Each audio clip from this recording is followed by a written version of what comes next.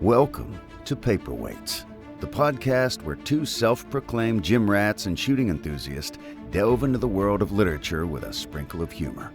Although their biceps could crush a walnut, don't let that intimidate you.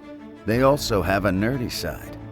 Mike and Brandon have a voracious appetite for reading, particularly in the fantasy genre, and they want to share their passion with you. So grab your protein shake and your favorite novel and join us for a humorous and insightful journey into the world of books with Paperweights.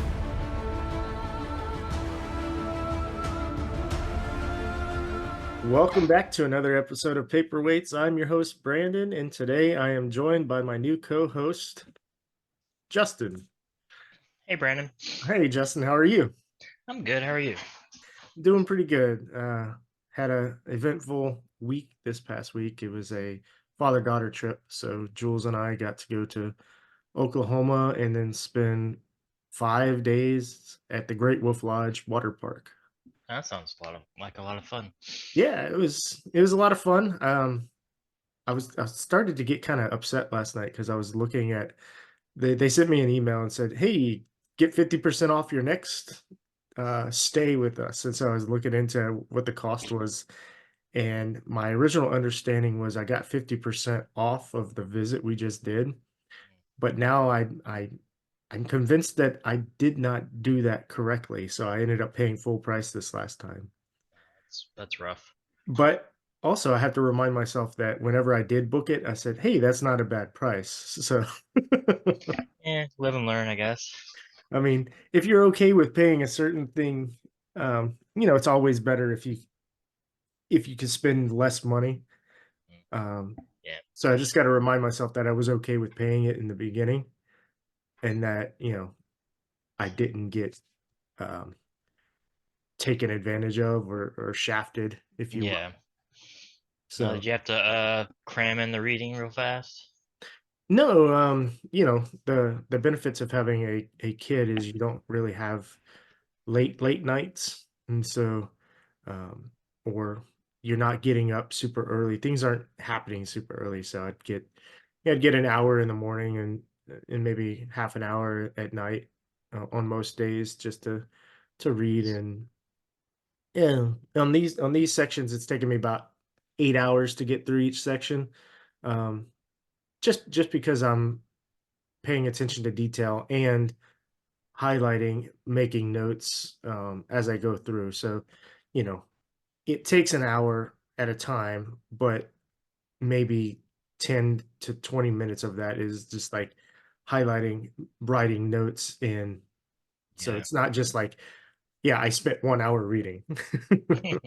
So I was, even with taking notes, I'm beating the pace of the audiobook. So There you go. It is reading it again. It is a surprisingly easy read, which I guess is good for children's books. yeah. So you want to tell us a little bit about yourself? Oh Just yes. in So general, I know you've been on the show before. yeah. So y'all might remember me from the DM episode where we talked about dungeon mastering.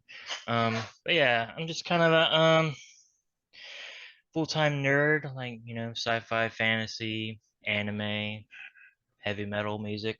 Been friends with you forever now. So it's good to be on the podcast. In terms of Harry Potter, I think I started with the third one because I remember going to the midnight release of Goblet of Fire, like the book release, um, which was a lot of fun. So in terms of Harry Potter, I like Harry Potter a lot, but I'm not like over the moon for it, mainly because I was reading books before Harry Potter. Like a lot of people, it's their first like big book series. Me, I think I was reading Wheel of Time before Harry Potter, which is kind of insane. Um, so like it wasn't the revelation because I've already read books before, but I did enjoy it, and this is I think my first reread of it. So it's interesting coming back to it after all these years. Yeah, it's my first reread as well. So My cat's making an appearance.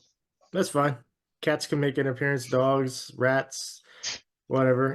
Maybe we get scabbers. Maybe. He's still he's still floating around in the book, so Oh yeah. yeah. Did you get into anything this past week? Past week, mainly just been chilling out, working. Unfortunately, you know, doing prep for D&D, all that fun stuff.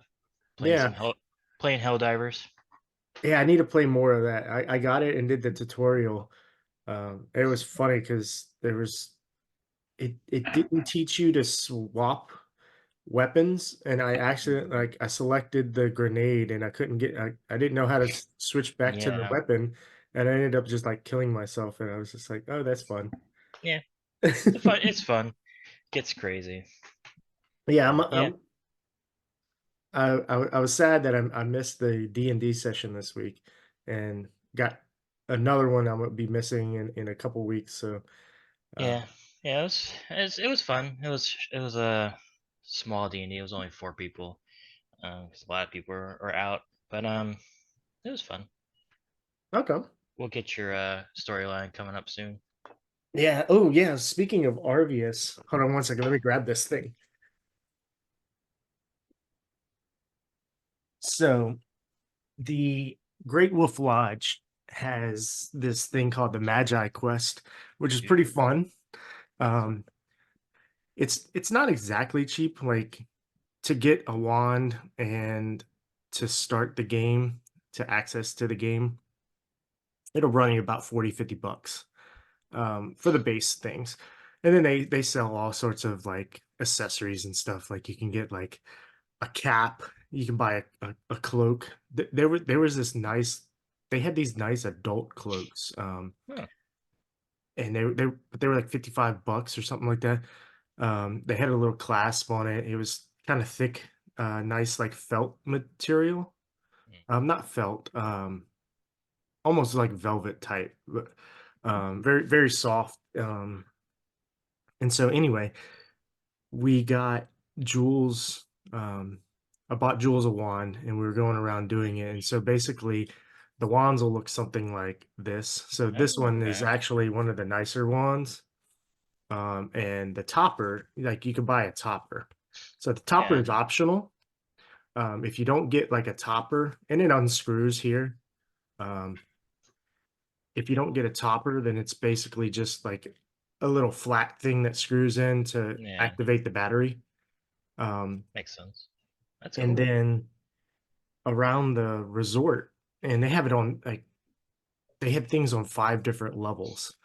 And so you'll go to this little tree, a little kiosk, and like you see the tip light up, Yeah. and then like different things light up on it. But anyway, you got to point it's I think it's an infrared sensor. So Yeah. you kind of shake it to activate it, and it sends the signal to the receiver. And so when you go to the kiosk, you'll select either like a quest or an adventure and things like this. So and then it plays a little video and tells you, hey, you got to find these things. And so you got to find those objects and cast the wand at the sensor. It registers that you got it. Then you go turn it in. And so, like, you'll collect all these runes for different spells that you can cast. And then you can go on adventures. And so, like, the big adventure they had on this one was fighting a red dragon. Oh, And that's so, on this one, you have to cast a protect rune, then you have to cast a freeze rune, and then cast an ice arrow. And so you got to do that 4 times or 3 or 4 times to beat him. And so if you got all 10 runes and defeated the red dragon, then you could attend the Master Magi ceremony. And so I ended up naming my Magi Arvius.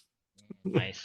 So Arvius defeated The Red Dragon. the red dragon, and they had an optional quest for the silver dragon. And so this one I would have spent a lot of time until I got it, except for the fact that there was always a line of people. So if you failed, you go to the back of the Back. line And and then wait your turn.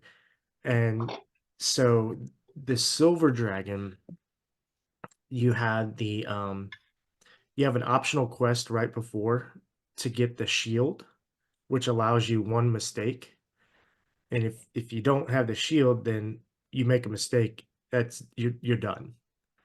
But the way the fight goes is it's a game of Simon, and Okay. so the certain crystals will light up in an order of color, and then you have to hit those crystals and then hit another button to cast it and then wave the wand at it. And so the Hmm. first 3 rounds, you have 8 seconds to repeat the pattern and cast. Yeah. The fourth round, you have 5 seconds, and it goes 3 colors on the first round, 5 colors on the second round, and then rounds 3 and 4 are 7 colors. Uh, And we got to the fourth round 2 times, but like that 5 seconds is killer because like it's displaying it on a screen and like a TV that's in front of you. And then you have this console that's down below mm, where you have to type in yeah. the The colors. yeah. So just the fact that I'm looking up here and then I have to go down here, Yeah. like makes my mind go, wait, what? Yeah. I could see that. That's well. Hey, you got to the fourth round. Yeah. But yeah, they sell the toppers. They'll sell you one that will just defeat the silver dragon. And Mm. so like we wanted Got some credit for got some pay to win over there. yeah. I mean, $15 is worth it over waiting in line with for like 2 hours trying to defeat the Yeah. thing and have a frustrated kid. Yeah. I guess. But yeah, they have them all over. They have several different resorts, and so a lot of the resorts will have different quests that you can do, It's cool. and Never all heard your of it before. information stays like it keeps a database of the information. So if you go back, you still have all your experience points, all the runes you got, the quests you've done, the gold, and everything. So I thought it was pretty cool. Yeah. Sounds cool. So, all right, shall we jump into The Harry Order of Potter and the Order of Phoenix. Phoenix? Yeah. Let's do it. Yeah. So you mentioned it was your first reread of it, and it's my first reread as well. Um, so in the first quarter of it, how did you feel about Harry Potter? And did you go back and reread the first 4 books or no? I did not. I didn't have Okay. the time to do that. I still remember them enough because I read them. I saw the movies and stuff, so I know generally what happens. And they don't have too much continuity like between books yet. It's kind of now when it gets adult or whatever. Um, but I enjoyed it. Not too terribly much happens. It's kind of just like set up and like they get to Hogwarts, and Yeah. it's like, but it does start off with some action and stuff like that, which we'll get into. But yeah, it was good. It was like I said, a nice easy read. Um, kind of just reconnecting with the world and how kind of insane it is if you stop to think about it for 2 seconds, which is always fun with Harry Potter. How insane the wizarding world is? Just Or- yeah, like how it wouldn't work that way if it was in real life, but it works fine if you don't think about it. It's just kind of fun. Like Yeah, I think I understand what you mean. Like one thing like I don't like get they is use owls for some reason. Like they would incorporate Muggle technology if they were like they would have like emails and stuff instead of owls. But it's always fun. yeah, and the fact that one thing I never really understood is they leave Hogwarts Yeah, for holiday, right? So they and the parents live not in Hogsmeade, which I'm guessing there's more wizarding towns than Hogsmeade, but the yeah, majority of people aren't living in wizarding towns. They're living in the real life, in but they real don't know world anything Muggle. about the Muggle world. It's kind of funny. Yeah, they don't know what Muggle money is, and I'm like, Yeah. how how do you and Arthur Weasley just completely misunderstands a lot of Muggle Eh, technology. Yeah, it's like you've been studying them for 40 years or whatever. You should know about this stuff. But it's all fun. And then like we'll get into it, but like magic is it's a really soft magic system, so which is fun. But going from like Sanderson and stuff that has rules to this is it's interesting. Yeah, it is soft, but also at the same time, and by soft means it doesn't have hard rules Yeah, where like you have to be in this thing, and it sets up that wizards, and Mike has brought this up before too, where it said like it's very hard for wizards to cast spells without their wands, but like yeah. in the first couple books, Harry does it anyway. And so it's just like, Well, okay. he's the main character. He gets to do what he wants. But and I think about that too. It's like there is nothing special about Harry, really. Like I'm still trying to figure out why Voldemort is so bent on um, killing Harry. Like, Well, we know why. We just can't say why. yeah. It's a So spoiler. yeah, but it That just I do remember that. but up until this point, it's like okay, Yeah, he's after Harry because he went to kill Harry's parents and then was going to kill Harry as well, but then Harry survived, and so it's like, I I can't remember if this is not true or not, but like the stated thing in these books, from what I remember, is like his mom loved him so much that it killed Voldemort. yeah, it protected him Yeah, and and backfired the banished, spell. yeah, and banished Voldemort. But then it's like, you know, no one else's parents loved him enough. It's a very loveless world.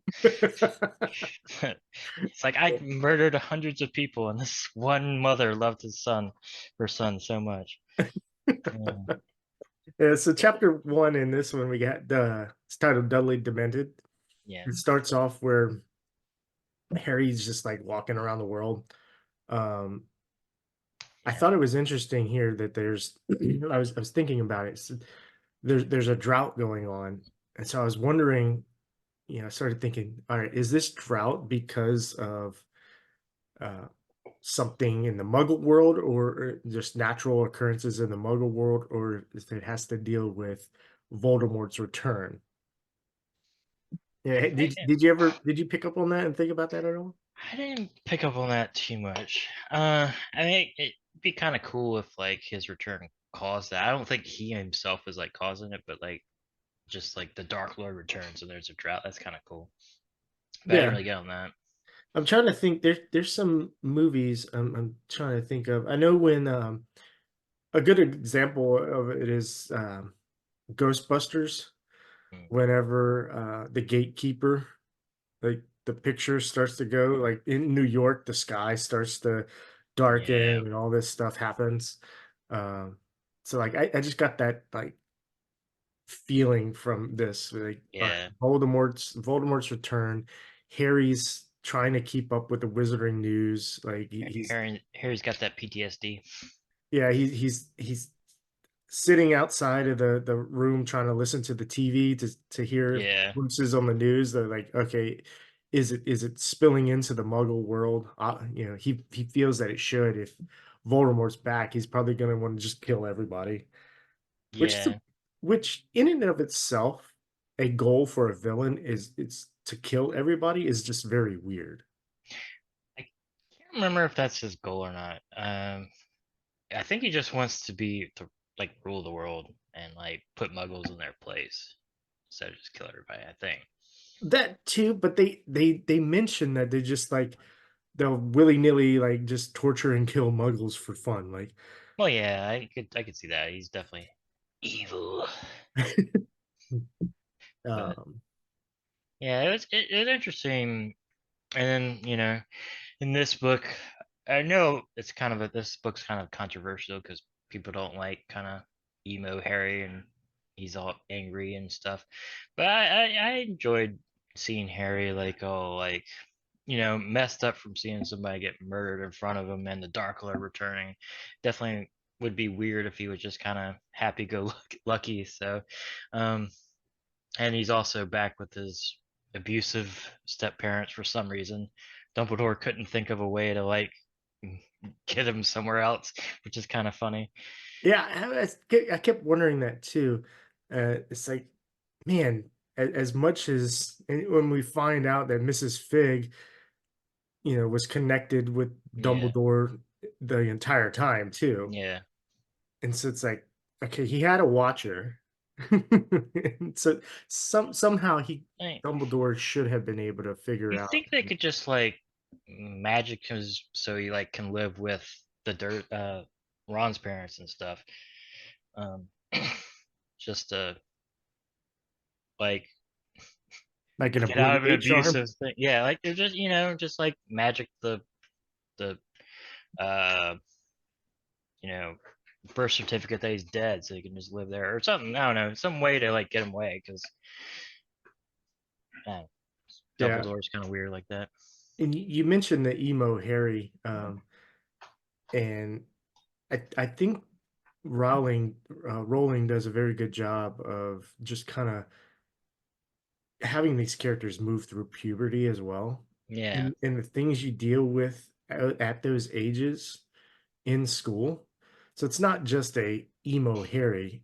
yeah, It really is going on like, okay, you're having fights with your friends. Later on in this section, whenever Harry doesn't get prefect, but Ron does, yeah. And at he that is. age, you are jealous of your friends when they get something Yeah, that you want. Like you are truly jealous. Now, as an adult, most adults will learn that, okay, if something good happens to your friend, even if you wanted it, you yeah, celebrate and you be happy, and like it becomes a genuine like support and feeling of happiness yeah. instead of dread. I do like that it didn't last. Well, we'll get to it when that happens, but he does have a that jealousy, but it's not like all right, 700 pages later he gets over it at the end of the book. It's Yeah, kind of right then and there. I did make a note here, and we're still in the first chapter, but Yeah, we'll move forward. We're talking more general ideas mostly. yeah, Um, I made a highlight here. Said, and Uncle Vernon is talking, and he says record numbers of stranded holiday makers. Oh, I think it was the news that was saying it, and then Uncle Vernon made a comment. But record numbers of stranded holiday makers fill airports as the Spanish baggage handlers strike reaches its second week, and that was on the news. And then Uncle Vernon says, "Give them a lifelong siesta." I would. I was like, "Holy crap!" Uncle Vernon is just racist. well, yeah. There's a lot of racism in this first thing because good old Sirius Black's mom is just like screaming racist shit all throughout that book. Oh yeah, But oh yeah, yeah, it's funny. just But yeah, racist against Muggles. yeah. But this book does start off with a bang. I can't remember how. I think most of the other ones start off kind of slow, but this one's like, hey, we're getting Dementors, we're getting some action going on, which is fun. Yeah, I liken the beginning of this one kind of to Prisoner of Azkaban because it starts off with Harry like running away from the house. Mm, Now, in almost similar or yeah, similar circumstances because he casted a spell, yeah, um, gets in trouble. and thinks he's going to be expelled or go to Azkaban in book three. And so that's why he left the house and was trying to hide from all the wizards and everything. Yeah, that's right. And in this one, he he gets a letter saying that he's going to be expelled from Hogwarts for breaking the underage Yeah, wizarding thing. Um, so book three had a big bang.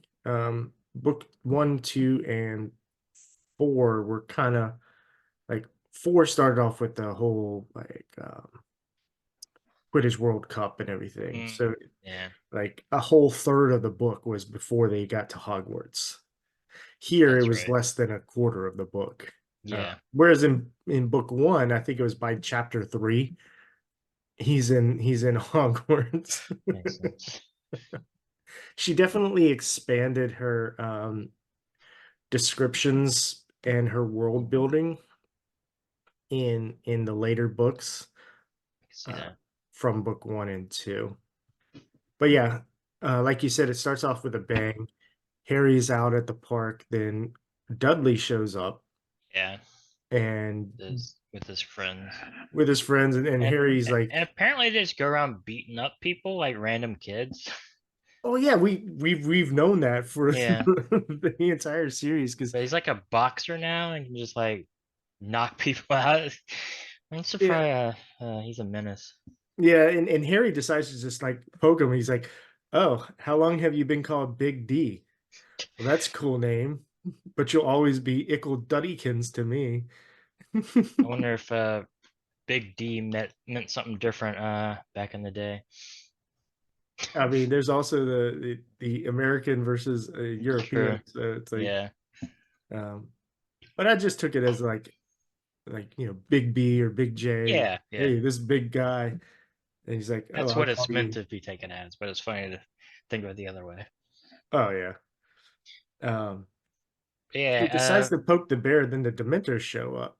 I will say this. It is kind of interesting, I guess, character on Harry to see like how much he kind of relishes having power over Dudley now that he has magic, and how like afraid he's making him. It's not like a good character trait, but it's an interesting character trait for Harry to show his like bully, like, what's up? I got power now. You can't really do Yeah, anything to and me. I made a note at the end. So, um, I sorry, You're good. I made a note. Said, all right, is Harry genuinely? So he rescues Dudley from the Dementors, Yeah. and so my question there is Harry genuinely that good to rescue like his cousin who hates him and he doesn't like, and he treats him like crap, or is he just afraid of what will happen to him from like Uncle Vernon if he lets Dudley get hurt? I think he's good enough not to let somebody get their soul sucked out of them. So he would do that, but probably if he was like gonna get minorly hurt, he might let it happen. That's what I got from it. Like, if you're just gonna get a little singed or something, you're good. But, oh, it's a mentor, so I better blast him. Like, if he did a feeble mind charm on him Yeah, or something like that. Yeah, and end up like Gilderoy Lockhart, yeah, just going on himself all the time. yeah, And we find out during that chapter, like Harry is wondering what all the like cracks are, and we find out that it's um changing in and out of the people that are watching him. They're yes, apparating and disapparating. yes. They're Uh, poofing. Mundungus Fletcher is the one that left early, which allowed the Dementors to come. And we learned that Mrs. Fig is a squib. Yeah, And I'm not entirely sure if later on during the hearing, I'm not entirely sure if she actually is able to see Dementors or if she was, it didn't sound like it, because but he she was. definitely felt them. But I don't think she could see them because she the description was very bad. Oh yeah, it was terrible. But also, I think she's like Dementor's here, and she when she's talking to Harry this chapter. So maybe she just sucks at describing things. Yeah, I I don't mean, know. she is an old lady that Old would cat just like lady. And babysit him. What is Nyx crawling around on your bed? yeah, It's funny watching her run back and forth down the hallway because she's just so chunky. no, she is huge. Let me see. I'll grab her so the camera can see how big she is. Yes, she's Yeah, chunky. that's a chunky cat. She's sweet though, but yeah, she is chunky. She's always hiding whenever I go over Yeah, she used to like people. Then I moved and live alone now, so she's like, people, run away. there. All right, so She'll do a cute little hiss though if you see her. She's like, that's cute. yeah, Uh, it's very low and just like, But if they keep approaching her, will she like swat at him or just eh, she might try, but she's pretty chill. Unless you go to the vet, then she freaks out. as most Yeah. animal too. Yeah. Yeah. Fail is old and Crotchety. yeah, she's still sweet though. Oh yeah, I like her. She gets emotional and stressed out. Like apparently, while Jules and I were on vacation, she Mm. was just like screaming the whole time That sucks. and was pulling away from Christy. But since we've been back, she's just been all in our faces and laying with There you go. Jules on the couch. Yeah, being all sweet. So we can move on to chapter 2, A Peck of Owls. Yeah. And here this is where um, Harry is informed that he is going to be expelled and his wand is to be destroyed. He gets a letter from the Ministry of Yep. Magic, and then a few seconds later, or maybe a few minutes later, he gets another. Yeah, we get this comedy routine of just like 15 owls coming into the window and all the his uncle and stuff being like, "No, not the owls!" All freaking out and running around. Yeah, Because once again, the owl mail system is kind of dumb, but it's also fun, so I'll accept it. yeah, and also how do they know the exact rooms? I mean, I guess at the beginning it's okay. They know he's under the stairs because Mrs. Fig, Mm. but here and then it's just magic as Yeah, well. So it's like, okay, where are you? Oh, you're in the kitchen. So I do think the owls are like magically smart because like he just tells Hedwig to like go places and like peck them until they say something. And she understood it because later you see that their hands are all messed up. So I think they can. I think they're just magic owls, yeah. and probably makes them fly faster. So yeah, he gets the letter from the Ministry saying that he's going to uh, be expelled and his wand is going to be destroyed. But then a few minutes later, he gets another one that says from Dumbledore, or no, Serious, right? Mr. Weasley. Mm, He gets one from Mr. Weasley saying, "Hey, Dumbledore's at the Ministry. Don't leave your house. Uh, don't don't do any more magic. Don't surrender your wand." And then the next one is he does get one from um, oh, a revised letter from the Ministry saying, further to our letter of approximately 22 minutes ago, the Ministry of Magic has revised its decision to destroy your wand forthwith. You may retain your wand until your disciplinary hearing, August 12th. So it's just all of these yeah, wands going in. He's trying to explain to oh, sorry, I really just got confused by um the reverse. I saw myself in the video, and oh, I was like, my ring is on this hand, but like because I saw yeah, this hand's on the right yeah. side, It reverses it. That's funny. and my It's like brain ah, just my brain just shut down and was like, wait, my mind is blown right now. yeah, Um, aside, distractions happen. yeah, yeah. His He's aunt and uncle are freaked out because his cousin's all messed up from the Dementor thing, and he's Yeah, and Harry's trying to say, no, I didn't do this to him, and of course Dudley couldn't see the Dementors, so he's like, no, he did. He cast something. He's like, yeah, I cast something to try to save him. And they're yeah, like, the fact that I love that Uncle Vernon he kept like demembers, dismembers, dementoids, like yeah, he could not say Dementors. And then finally Aunt Petunia acknowledges, oh yeah, they are Dementors, and Uncle Vernon's like, you've heard of these? She says, yeah, they guard they are a wizard thing. person. They Yeah, guard the wizard prison, and um, I like this. there's almost a little connection between Harry and Aunt Petunia here that kind of seemed genuine. Um, and it said she was looking at Harry as she had never looked at him before. And all of a sudden, for the very first time in his life, Harry fully appreciated that Aunt Petunia was his mother's sister. He could not have said why this hit him so powerfully at this moment. And Yeah, it's interesting I was like, she like, I guess, because then she gets that howler. yeah, well, it wasn't, oh yeah, I think it it's a was a shepherd. howler, and it said, "Remember my last Petunia." Yeah, Like, and I realized, but I don't remember what that is. It was very interesting. I was like, ooh, I don't remember who that is. I don't remember what this thing is. I So that's love gonna when be that fun to find out.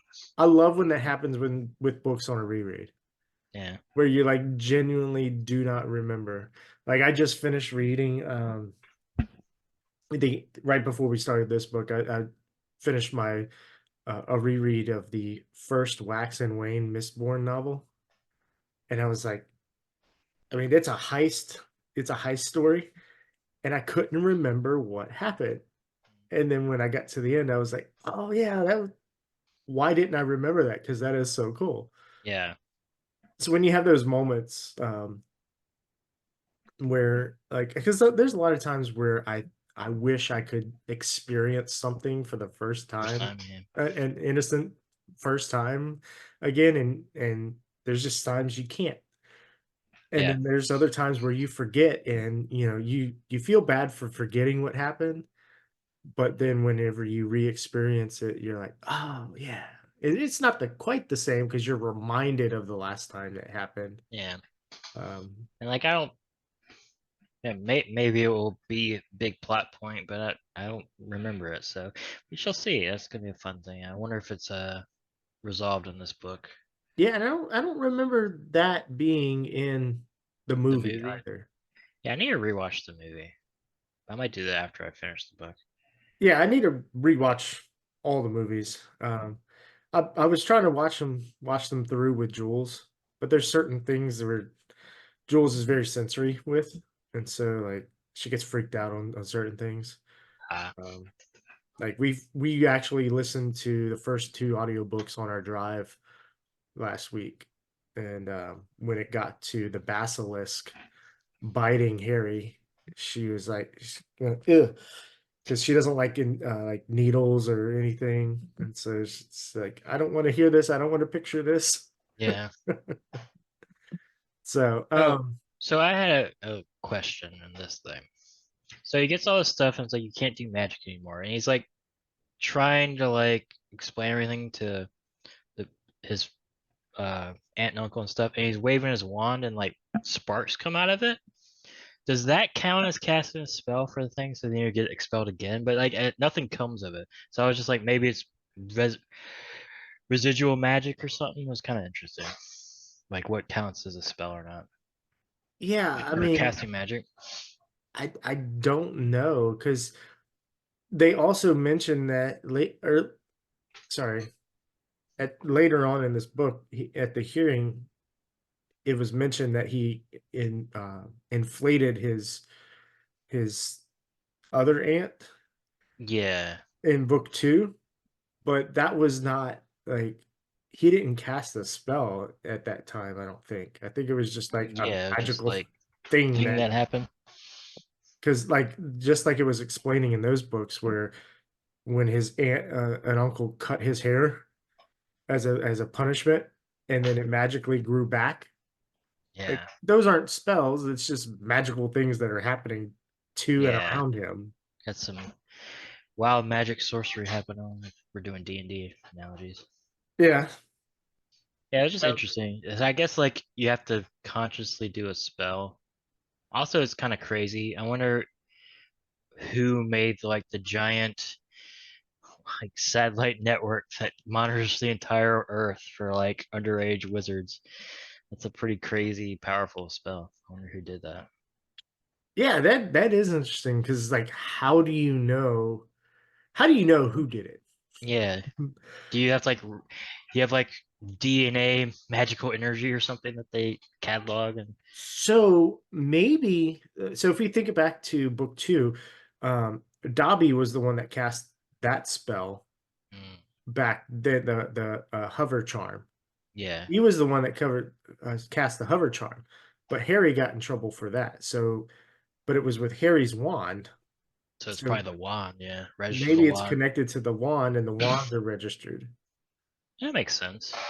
So So then like that might be how they do it. so then the residual magic wouldn't appear on their detector or whatever. Right, but So if you can just get good enough to cast magic without a wand, then you can just do all the underage magic you want. yeah. And Yeah. I guess they knew, but I don't know why they blamed Harry for inflating his Aunt Marge. I think it's just they really want to like discredit him or something because that fudge or whatever. Yeah, and so back to the end of the chapter here with Aunt Petunia and the magic. She so right before she uh kind of agrees about the Dementor, Uncle Vernon is telling Harry that he has to leave. He can't live in their house anymore. He doesn't want to be around it. And then Aunt Petunia is like, actually, no, he needs to stay here. And um, and then all of a sudden, Uncle Vernon is like, oh yeah, you have to stay here. You're gonna lock. You can't leave your room. And so he gets they lock him in the room again, Yeah. and which is just terrible child abuse. Yeah. Yeah. And so that moves right into chapter three, where he's been locked in the room for a few weeks. Yeah. It's that child abuse that like when you're a kid you don't think of. You're like, oh, that's sad or whatever, but it's all good. He lives under the stairs. It's all good. But then when you read it as an adult, you're like, man, this is really messed. He has a little cat like A cat cat door. door that they shove food in. Like he's like, it's really messed up. Yeah, like he's in prison. Yeah, They he's in lock the prison. door from the outside, and it's like he puts bars on the windows, and it's a Yeah, second floor room. yeah. So hopefully there's no fire. Yeah, but it's So just it's very like Disney or just like children's cartoon where like this thing and it's like kind of played up for. I mean, it's always played as like this is terrible, but it's like when you really think about it, it's like this is real terrible. yeah, it desensitizes you to some certain things Yeah, to some extent. Um, yeah, but I mean, they also desensitize you to violence. Like think of true. Wile E. Coyote and the Roadrunner. Yeah, So, but yeah, it's so funny. he's been locked in the room for a few weeks, and the Dursleys haven't left their house. Yeah, And then Mr. Dursley gets a letter at some in chapter three, right? Yeah, the yeah. She wanted it up. who was it that trying to remember who sent it. Tonks sent it. Tonk sent the letter to That like the Uncle Vernon. perfect long competition or whatever. Yeah, the All England Best Kept Suburban Lawn Competition. Yeah, And so like, he doesn't tell Harry that that's what he's doing when he comes in to say he's like, "Hey, we're going out as a family," and he's all dressed nicely, and they leave yeah. the house. The funny thing is like I I could just bought that they left because they knew that Voldemort was back and he wanted to kill Harry Potter and he's very publicly living there. They were just like, we're gonna get out of Dodge. But I guess this is also funny and works too. Yeah, but I think that would have worked if we didn't have that. Like, if Petunia didn't have that about face, because like that connects and that prevents Vernon from like just going, "Oh yeah, we could easily be rid of our worries right here." But Petunia was like, "Oh yeah, apparently I have a promise that I need to keep to somebody." Yeah. Yeah. um Harry's been sending letters to all sorts of people, to Sirius, to Ron and Hermione, trying Yep. to ask like what's going on, and he's not getting any information And back. he is getting pissed off, Yeah, he is so pissed. He's like, "Oh my god, what is going on? Why which is is which is nobody?" understandable. Like I don't really know why Dumbledore wants to keep him in the dark when he's like potentially getting murdered by Dementors and Death Eaters and stuff. It's like they didn't even like. It's so weird. They'd wait till now to like get him to a safe house, which is like 4 weeks or something after the attack. It's very strange. Yeah, that is very strange. But also, like, I can understand not putting the words in the letters, but he But y'all has can somebody teleport. tailing him. Also, they can teleport.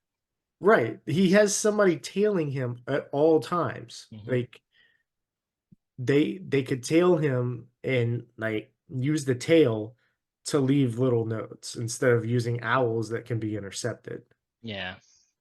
Because like you can apparate in, write a note, and stick it in the house. Yeah. Or just apparate into his room, tell him something, and then teleport out. Because we know that they can like teleport pretty reliably because the twins are able to like teleport between rooms and stuff. So Yeah, I like the interaction with Harry and Vernon whenever Vernon was telling him that they're gonna leave. It was just like these short, quick back and forth. And it's like, yeah. uh, you're not to leave your bedroom while we're away. It's like, okay. You're not to touch television, the stereo, or any of our possessions. Right. You're not to steal food from the fridge. Okay. I'm going to lock your door. You do that. It's just like whatever. So Go. so he locks him in his room with no food or water. I guess he probably has a bathroom in like adjoined to his room. I would hope. So like, is he just gonna like if he's like, hey, he's magic, or if he didn't have magic, he'd just like starve to death? Probably. Probably. It's really messed up. Vernon, Dursleys are a monster. They might be worse than Voldemort. Maybe Voldemort was right. Nah, I'm joking. I mean, there definitely are some terrible muggles. Like Yeah, Vernon and Dudley Dursley are two of them terrible. But for yeah, sure. but it's funny. It's just like, yeah, I'm locked in a room with no food, no water. We're just gonna be gone for a week. Have fun. I hope you have magic your way out of it, even though you can't cast magic or you'll get expelled. Yeah. So the advanced guard comes Yes. and they um trans transport. I guess transport. They Yeah, escort. They yeah, escort Harry to the safe house. they're like, we're gonna get a hot exit with like Death Eaters and stuff, but it's not quite that fun. Kind of just Right. go. I think in the movie they did they made it kind of fun in the movie when they came and got him. Um, Yeah. Oh, we go ahead. I was just gonna say, this is also the chapter we learned that there are mutants in Harry Potter, like straight up X-Men, because Tonks is a mutant. Oh yeah, Like I totally forgot about that. I was like, there are mutants in Harry Potter. She's just a shapeshifter. yeah, Like, and she mentions like yeah, she was born that way. yeah, she's straight up a mutant, and like she's like also a mix between Muggle and wizard. So like I don't know, maybe Hermione will get a mutant power or something too. Oh, my thing cut out. Ugh. Uh, Technical difficulties. there we Welcome go. back. Cat knocked the thing out of the USB. Stop doing that. But yeah, it was just kind of funny because I was like, wait, what? I totally forgot about that. Yeah, we meet a whole lot of Yeah. new People. characters here, and So, I actually like Tonks is fun. yeah, I remember her. She's cool. Um, he gets reintroduced. Oh, Oh, she damn. knocked it out again. Um, Stop. I'll keep talking. That's good. Maybe you're hitting a shortcut on your keyboard. I think she's hitting the shortcut of the keyboard when she's walked over there. All right, I got it Yeah. though. Okay, cool. Things Stop happen. doing stuff, cat. I thought it was interesting. It's very weird. Like Harry gets reintroduced to Mad Eye Moody, Yeah, and being introduced to a character or a person that you thought you knew for a whole year, but you didn't, yeah, is weird. Like I'm sure that that's happened. I'm guessing like if you get catfished by somebody or something, that could happen mm, in the real world. yeah, But um, yeah. We met. So like the important people we met were Tonks. We met Moody and Kingsley, who also works at the Ministry of Magic. yeah, Kingsley Shacklebolt. Yeah, Which later on, when he's going into the ministry with Mr. Weasley, he tries to talk to Kingsley, and Mr. Weasley's like, "Shut up! You've never seen this yeah, person before. Like, you have no reason to talk to this person." yeah. So he almost blew his cover.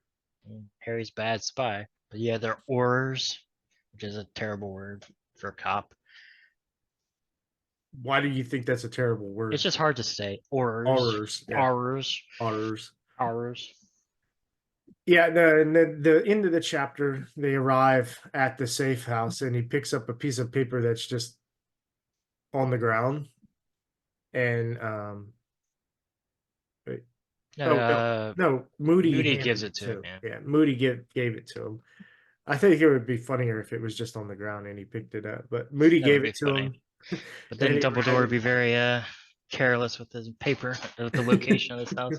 Yeah, so he's like the secret keeper of the knowledge of the place. So only if he tells you where it is, do you know where it's at. Yeah, And which so is pretty cool. Harry reads it and then finds out that the headquarters for the Order of the Phoenix is at number 12 Grimald Place in London. Yep. Which, when he's looking at that, there's 11 and then 13. Yeah. Do the Muggles not just like, where's 12? They have 9, 11, and 13. Yeah. Maybe that's why. Well, Maybe that's why in wouldn't it be on the opposite street though? I wonder if they do that in England. yeah, I don't know. I'm trying to look up where it says here. Does it say here? It might be. Because if they do that in England, then it would be actually pretty like smart for them to have this like mysterious house that should be on the opposite side of the street. Um, Yeah, here it says in the next chapter, Lupin, it says they were standing outside number 11. He looked to the left and saw number 10, and to the right, however, was number 13. so I guess they don't do it. Yeah, they were all right next to each other. But maybe in the United States, that's why we skip numbers. Like it jumps. Some streets jumps like multiple Yeah, numbers. I'm like, why not just have we just got a bunch of wizard houses in our plan. right? that, Yeah, that might be why. you just got to go there and be like, street name plus this, and maybe you'll see a weird house just pop We up. figured it out, Justin. We We figured it figured out. out that the Wizarding World exists. Yep, We did it. we did it. Yay. So chapter I 4. do wish they went to America in these books sometime. I would like to see American wizards. That Like would an be American fun. wizard school. Yeah, it would be fun. They don't even mention an American Wizarding School. Yeah. I was trying to think of there's like a Russian one, right? Yeah, In the fourth one. yeah, was it Bulgaria? Yeah. The Durmstrang and then Beauxbatons was in And there's France. France, yeah. So Yeah. chapter She, yeah. go ahead. You're good. Okay. Chapter 4, we're in number 12 Grimmauld Place. And this is where Harry finally reconnects with his friends, Yep. mainly Ron, And the other Hermione. Weasleys, and Hermione. And we find out that this is actually the Black House. So Yep. it's Sirius's mom's house, who Was a decided, terrible person. yeah, she was a terrible person. She didn't like, um, She was uber racist. yeah, very, very racist. And I actually get so not. I get a whole lot of Nazi vibes from here, not just from her, but just the idea of when they were describing walking through this secret house and said, Yeah. I got a regime vibe from like hiding from the Gestapo, Mm. like the Death Eaters Yeah. of the Gestapo. Yeah. This house is really messed up. It has like the heads of the house elves that serve the thing just mounted on the wall. It's really weird. It's really weird. And Hermione doesn't like that at all. I would, yeah, that's pretty smart. And you got this weird like evil crotchety house elf. He's funny, but also kind of sad. Yeah, I don't remember what comes of him, but I remember in when I first so I watched, I think it was up to 5. I had watched the movies before I read the books, and then read I read 6 and 7 before those movies came out. And I just remember watching the movie and meeting Creature, and I was like, this dude's like evil. Like Yeah, he's super evil. he'd betray them. Which they feel and they understand too. Because like Harry's Yeah, like, why don't you just get rid of him? He's like he knows too much. yeah. I do have a question about the living portraits. They're not alive, are they? Like sentient? I don't I don't think they are. I don't think they have a memory. But Yeah, then again, like the fat lady, the yeah. password changes. I'm And just wondering why they don't just like burn her portrait so you don't have like crazy racist shit. I know they can't take it down because of like the sovereign glue that they put on. D&D reference, but like this can't be taken down. But like, why can't you just like I don't know, slash it or burn it or something and not paint paint over paint over it? Yeah, like it. do a Roger Rabbit and get some paint remover and just Some turpentine, yeah, just turn turpentine, just like enough of that. Is that I like think it would is that change the. considered murder? I don't know why they don't do it. I don't think it's considered murder. Because Yeah, like if you think whenever it's weird. I don't think there's any defined rules with it yeah, because a lot of the portraits Hogwarts. in Hogwarts, they interact with what's going on at the moment. They leave and they go fraternize with the other portraits. Yeah, Um, and then the password changes as well. I know in Hogwarts Legacy, not a spoiler, but like there's some portraits that give you quests and you go turn them in yeah. and things like that. But then Says whenever Moody was showing Harry in this chapter, I think when he was showing him the picture of the original. Um, is that going to give a thumbs up? No, that's not going to give a thumbs up. The original Order of the Phoenix, they yeah. just kind of moved out of the way, and his parents weren't like, "Oh, hey, Harry." Well, I think there's like moving pictures that are like in the newspaper and stuff, and then there's like the sentient portraits. But I don't think she's sentient because she just says the same thing over and over again, just ranting about mudbloods and stuff. I don't think she's like, I don't know. It just was kind of fun. I was like, just get rid of the painting. Like, then you don't have to like tiptoe around this thing. But like, I don't know. It's weird. Right. But yeah, Harry is pissed. Yeah, he just he's losing. He's just like yelling at everybody. Then surprised that so Hermione's like, "Oh yeah, Snape's on our side now." He's like, "What?" Sure. Yeah. The Fred and George try to use their extendable ears. Um, they don't quite work because there's the specific. Magic. So Ginny tells them there was a charm on the door, and they're like, Yeah. "How do you know that?" It's like, "Well, somebody told me that if you throw something at it and it bounces off, that It's charmed. Yeah. it's charmed." And she's sitting there chunking dung bombs at the door.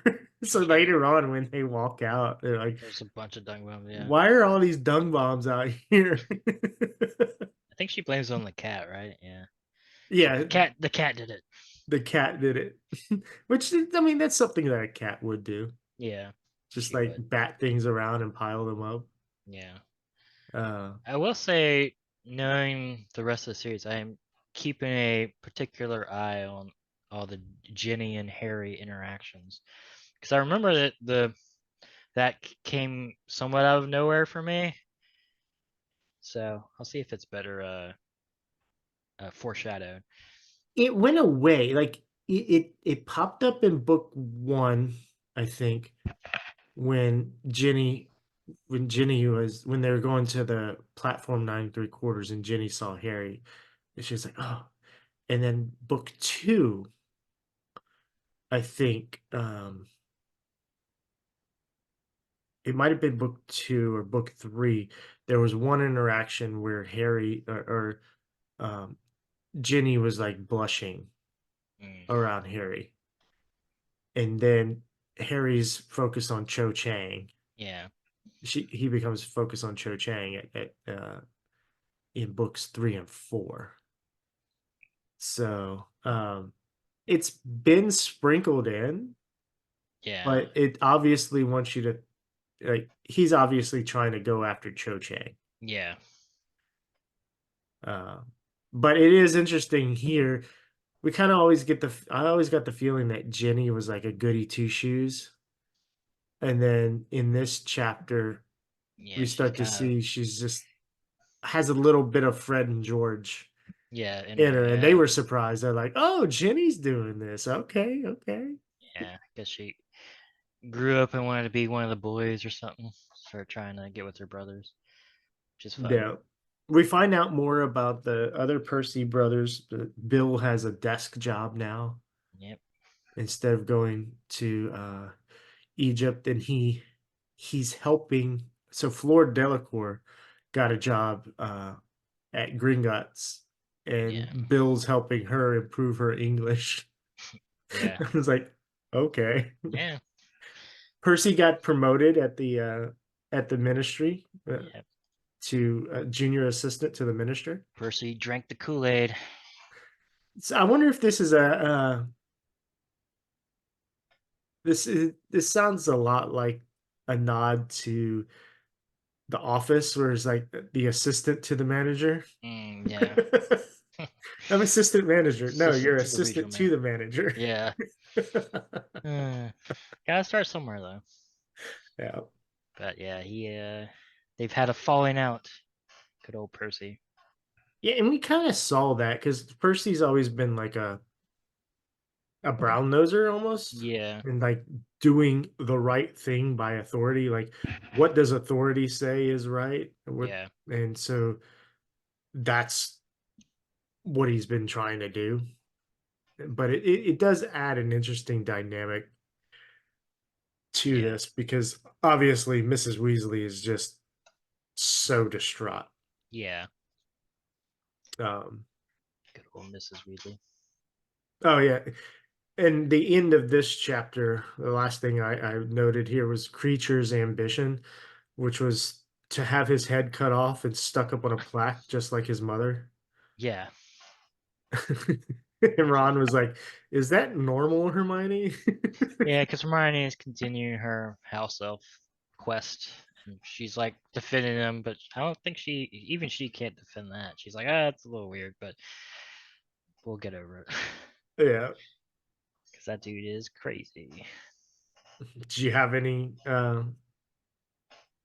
else of note in that? Not really for this. Kind of just. I am glad that Harry like he vents like 4 weeks of frustration on his friends, but he at the end he kind of like feels bad about it because uh, he's just yelling at them, and it's kind of funny that Ariel is like, yeah, we could hear you like across the street because you're screaming so loud. But yeah, also he's not allowed to in the meeting because they're not officially part of the order, which pisses Harry off even more. He's like, I'm like the reason the order exists. I should know what's happening. Right. But then they finally like They finally tell him Sirius agrees, like next chapter. Yeah, everybody but Mrs. Weasley, I think, yeah, agree. Like, and Mrs. Weasley is like, "What?"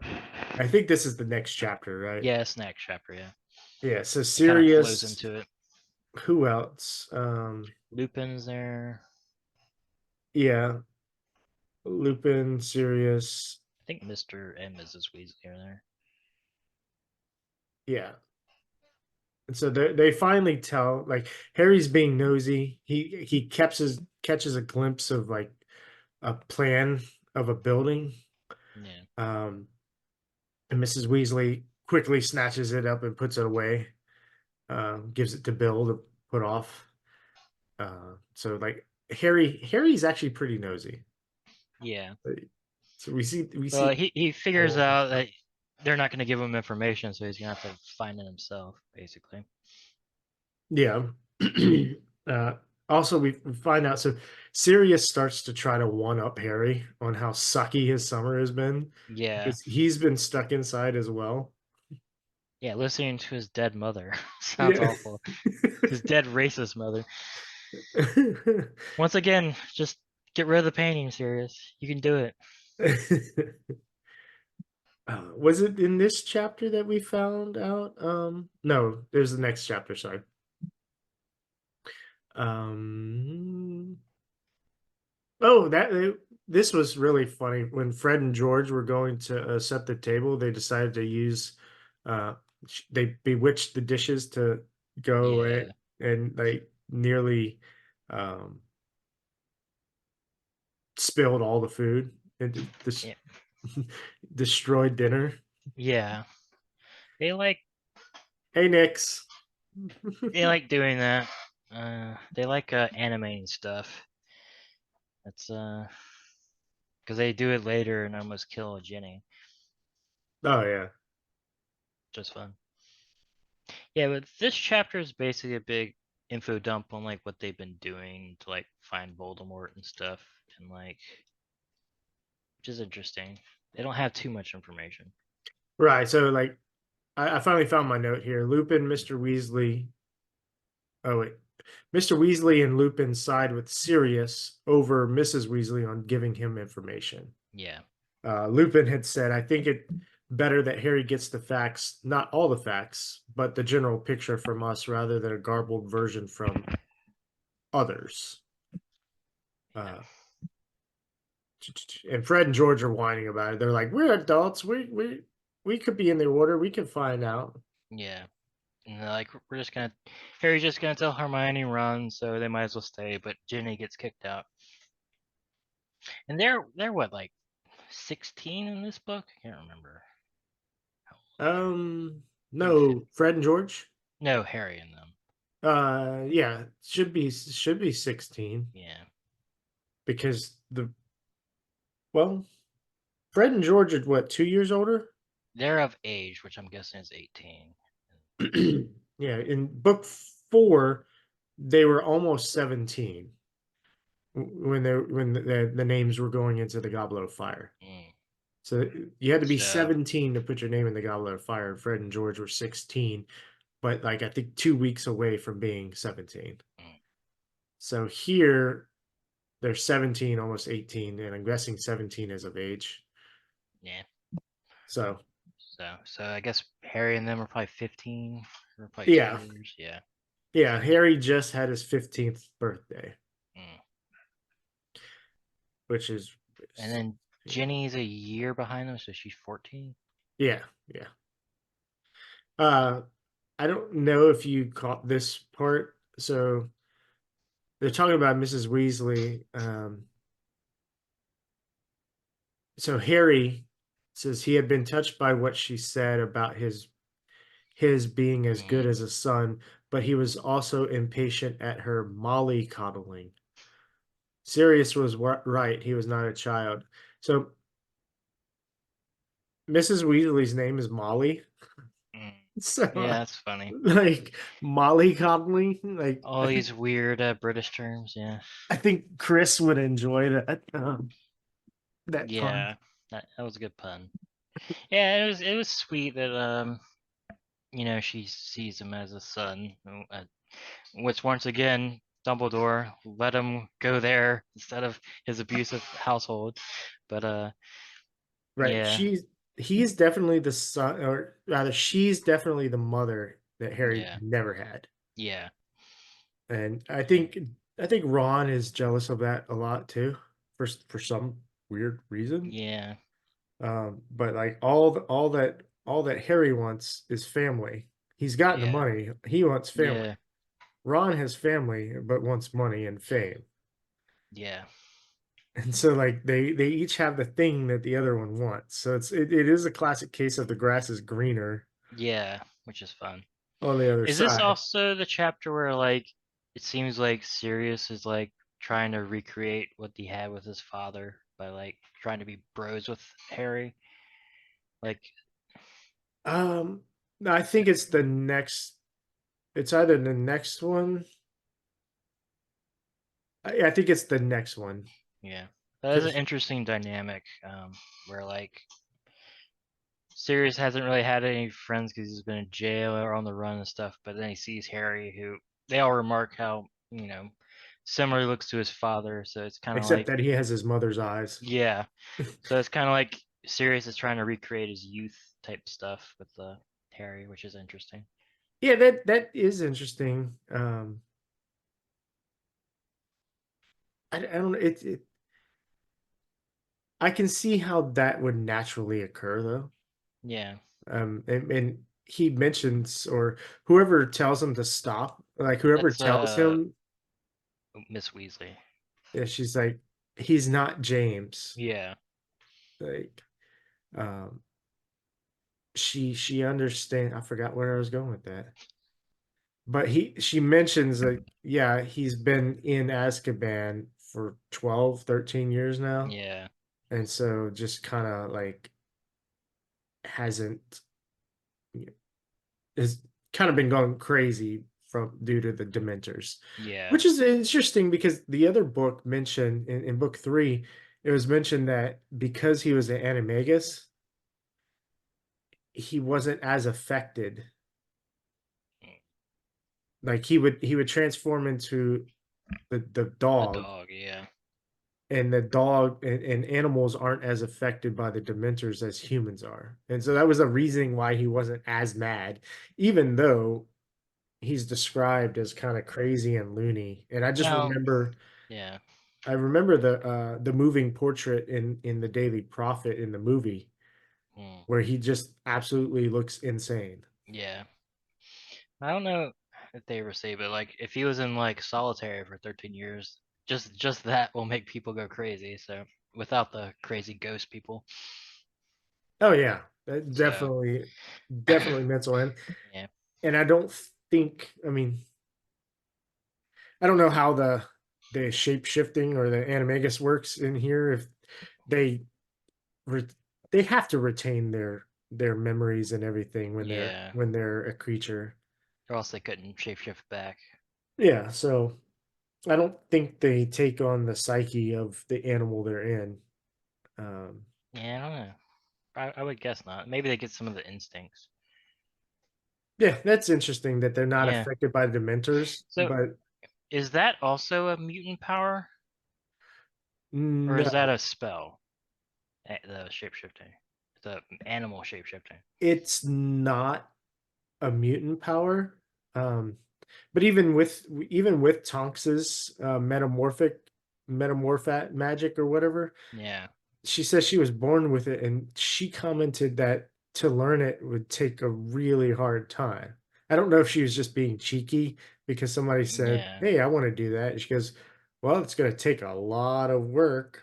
Wink, wink. Wink. Yeah. But if we go back to book 3, when they were talking about the reason why Lupin and not Lupin, why Wormtail and Potter, James, and Sirius all became animagi, it was to um, comfort Lupin when he was a werewolf, That's right. and Yeah. so they taught themselves this way before an age where adult wizards were comfortable with people knowing how to Yeah. in the ministry. It wasn't a legal age to become an animagi. Yeah. All So right. that one's not a So we just have one confirmed mutant right yeah, now. just one confirmed mutant. I just want the Harry Potter series in the future where everybody is just X-Men. It's like we have wands and we have X-Men powers. Let's go. Best of both worlds. We do find out in this chapter, the last few things we'll say here is Mhm. or I'll say anyway, and you might have Yeah. more. Ooh. Fudge doesn't like Dumbledore because Fudge thinks that he was plotting to overthrow him and wanted to be the Minister of Magic. Yeah. We find out that um Which Dumbledore should do. yeah, we find out Dumbledore has been demoted from Chief Warlock on the Wizengamot, which is the Wizards High Council, and they were Yeah. even talking about taking away his Order of Merlin First Class, which I felt like was just a decoration, Yeah. I thought that was like like once you reach Purple a certain Heart type power thing. type thing. Yeah. I thought it was Mhm. like you're this. I can't remember, but I was like, oh, you're like this powerful of a wizard. So I don't know how you could take it away. You're no But, longer that powerful. Well, watch but me yeah, do the thing I already did. there's a giant smear campaign against Harry and Dumbledore because the government's corrupt and they don't want people knowing that Voldemort is back. Yeah, which is just strange. Well, we find out later why. And Because he's getting paid off. yeah, we do find out that Kingsley Shacklebolt was the one that, or is the one that's in charge of hunting Sirius. Yeah. So he feeds ministry information to Sirius, Yeah. or He gives them he's like false feeding leads wrong and stuff. Yeah. information to the ministry. Yeah, that was worded weird. It says Yeah. the actual wording says he's in charge of the hunt for Sirius, so he's been feeding the ministry information that Sirius is in Tibet. Okay, I misread that. Yeah.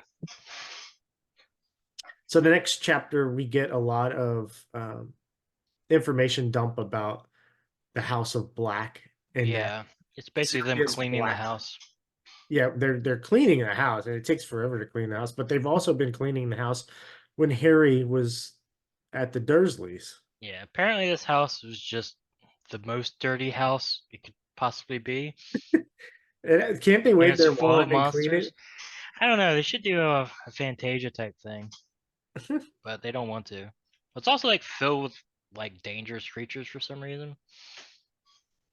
Yeah, Bogarts and the yeah, weird fairy beetle things. the Doxies. Yeah, Was it Doxies or Moxies? something Not like that. Moxies. Yeah, I think it's Doxies. Yeah. The ones that So, they like spray in the face and then toss into a bucket, which is kind of messed up. yeah. We find out that Sirius Black is, and this is later in the chapter, but Sirius Black is like related to almost every dark wizard Yeah, alive or they go through the recently family alive. tree. Because where is it? This one's at like towards the end. So his cousins are Bellatrix and Narcissa. So Bellatrix Lestrange, Narcissa is ended up marrying Lucius Malfoy. Excuse me. and we find out that these are like Death Eaters. Yeah. Like that, This is the first time we hear Bellatrix's name. I think it might be the second time, but the first time was very brief and didn't go into anything. I think we heard the name Lestrange before. She might be important later. She might be. I did find Um, it funny that he was like, "You're related to all these people." It's like, yeah, when you have to be pure blood, it really narrows the pool. There's like 5 people we can marry. yeah. It was just funny. I was like, yeah, that's right. Yeah, that is pretty funny. We find out that Jenny is very good at hexes, which is just hilarious because Yeah, she's just a very unassuming character, right? yeah, Um, there's a new weapon, like the let's see, Dumbledore and the Order of Phoenix have a new weapon somewhere. I think. yeah. Oh wait, no, hold on. Harry knew that the others like him were wondering what horrors this weapon could perpetrate. Ah, like, sorry. Yeah. I can't remember exactly if that was. No, it wasn't a weapon that Dumbledore has. It's a one that Voldemort has. Yeah, that's right. Oh, it's a new like curse or something, right? Or they say assume it's a curse. They assume it's a curse, and Right. and they're like, well, it's got to be big. It's got to be hidden somewhere nice. And so George says, size is no guarantee of power. Just look at Jenny. And Harry's like, what do you mean? You've ever been on the receiving end of one of her bat bogey hexes? Yeah, they talk about some curses that I forget. The abracadabra ones you murder people, and there's like an imperative. Is that like mind control? I can't remember. The Imperious Curse, yeah, Yeah. is yeah, basically mind control. So I thought. You can't not do what they say. Hmm. Then the Cruciatus Curse is the pain, the torture Yeah, that's right. curse. So those are the three unforgivable curses Mm, that Moody, or not Moody, but Barty Crouch yeah, Jr.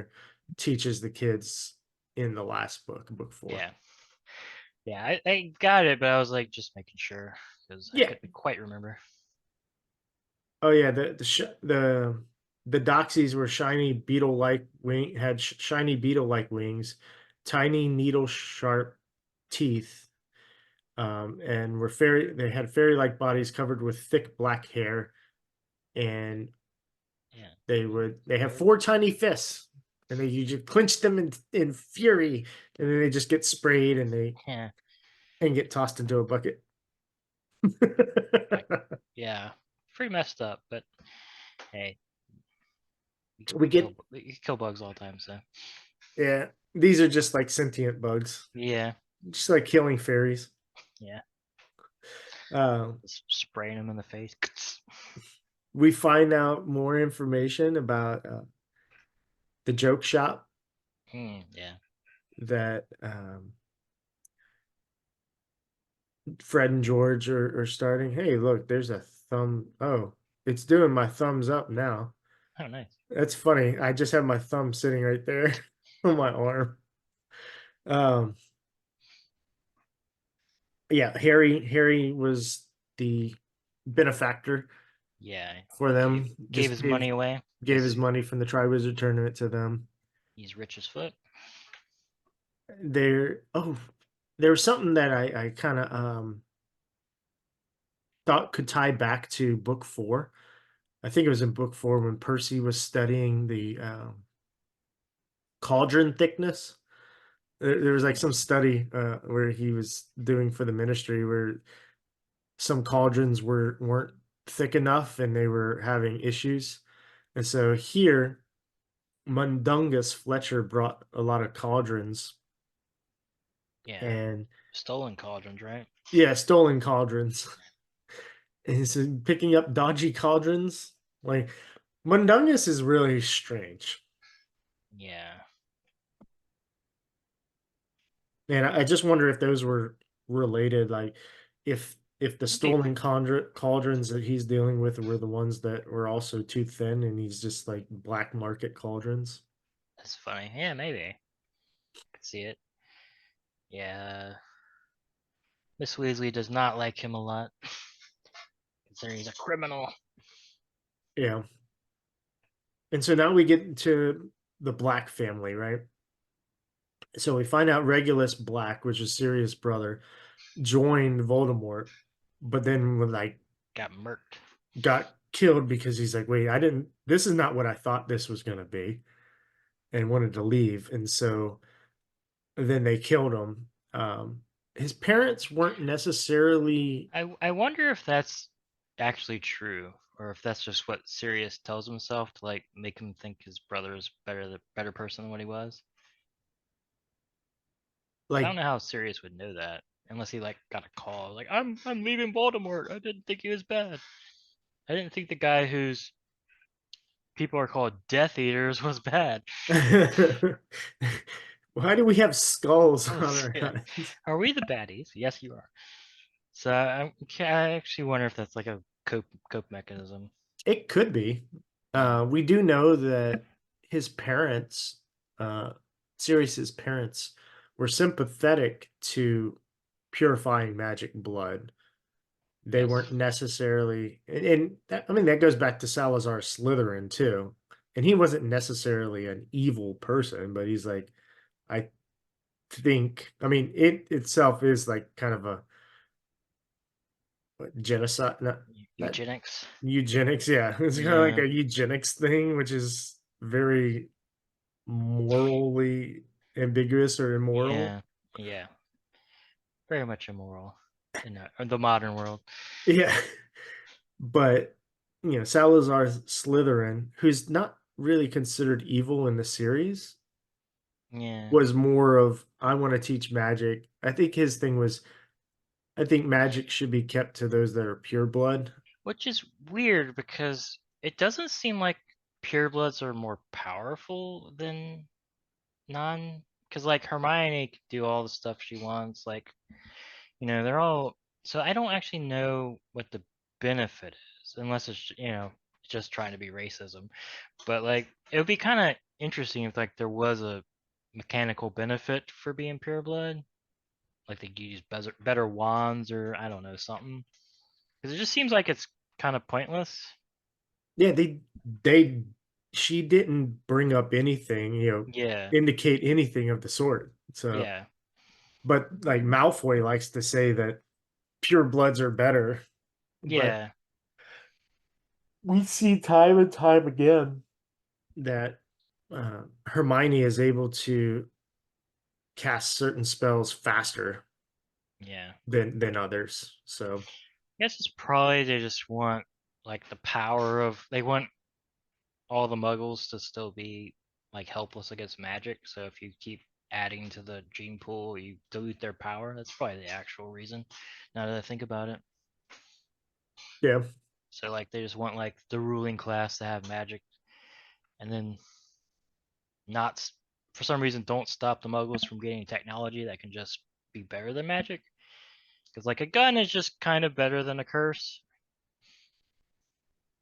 but it's interesting. The pure blood stuff is kind of a weird thing in Harry Potter.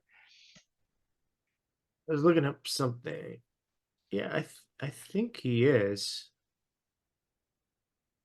Huh, yeah. I made a note here. I just confirmed it, but we do find out.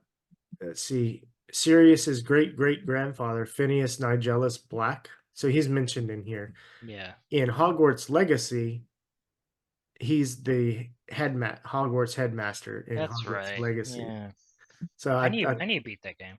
I need to as well. I started playing it recently and it was getting pretty far and everything. Um, I need a. I haven't gotten any of the dark magic arts yet.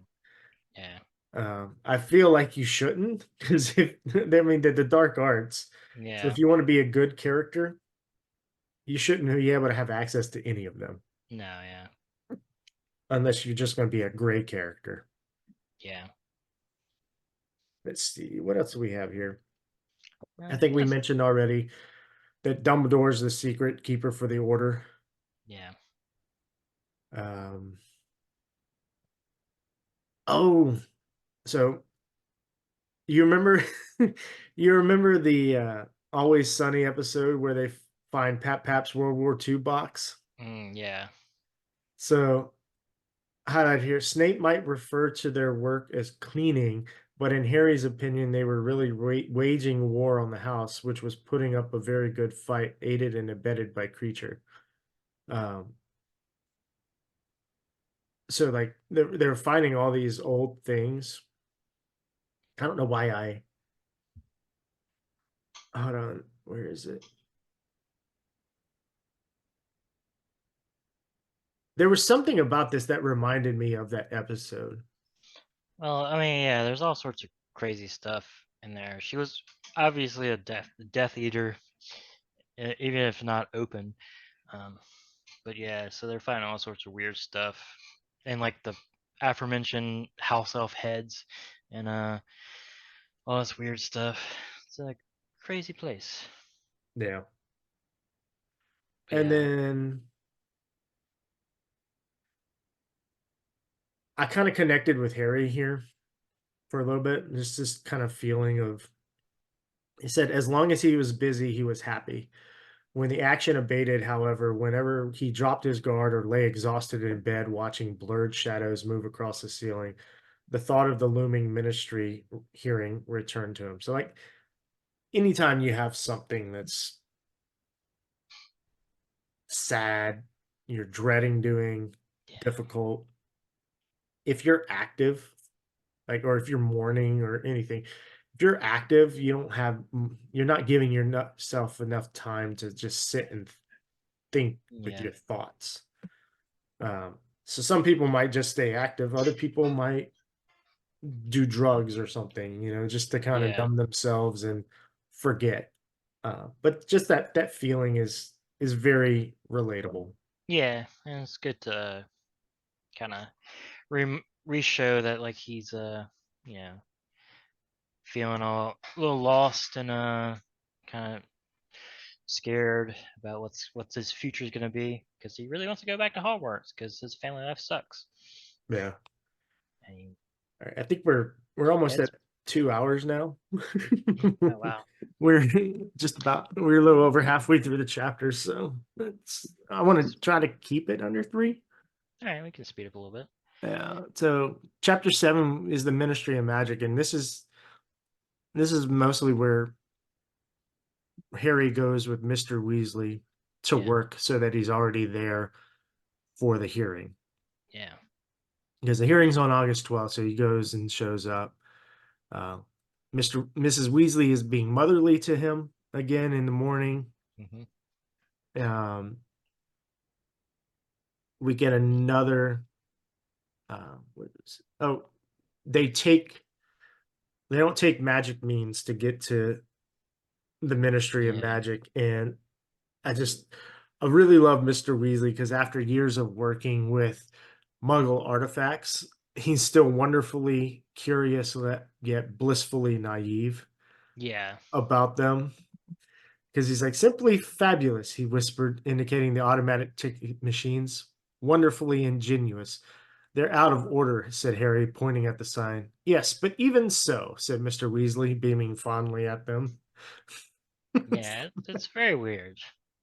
The wizarding world is very strange. How they Oh, just yeah. don't know anything about it, but it's fun.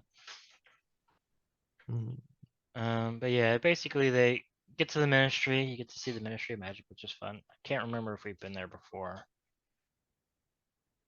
I I don't don't think so. think so. Yeah. Because I remember in the movies when we got there, I was like, oh, this is amazing. Yeah. Especially like when they see the big um the fountain. Yeah. That was pretty cool. The little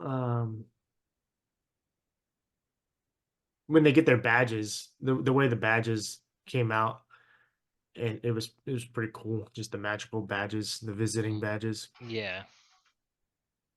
Let's see. Oh, they they pass by the fountain, and Harry reads it. It says all proceeds from the fountain of magical brethren will be given to Saint Mungo's Hospital for Magical Maladies and Injuries. And Harry tells himself that if I'm not expelled from Hogwarts, I'll put in 10 galleons. Yep. It's like, it's kind of like a prayer. It's like, please, Lord, if you do this, I promise I'll do this. Yeah. Yeah, it's funny. And this is also where they meet Kingsley again, and Harry almost blows his cover. Yeah, that And was, then also the dude's like, wink. I think I saw Sirius in Africa or whatever he says. He's given all the bad information. yeah. Oh, nice D&D reference here. We get some homebrewed creatures. Bob apparently is working in some, forget the department, but it was something to deal with the ban on experimental breeding. So Bob's got this box of they thought were bog standard chickens, but they They started fire breathe, yeah, breathing fire. So somebody's homebrewing some creatures. yeah. Is I pretty do. scary. Let's see. Oh, interesting.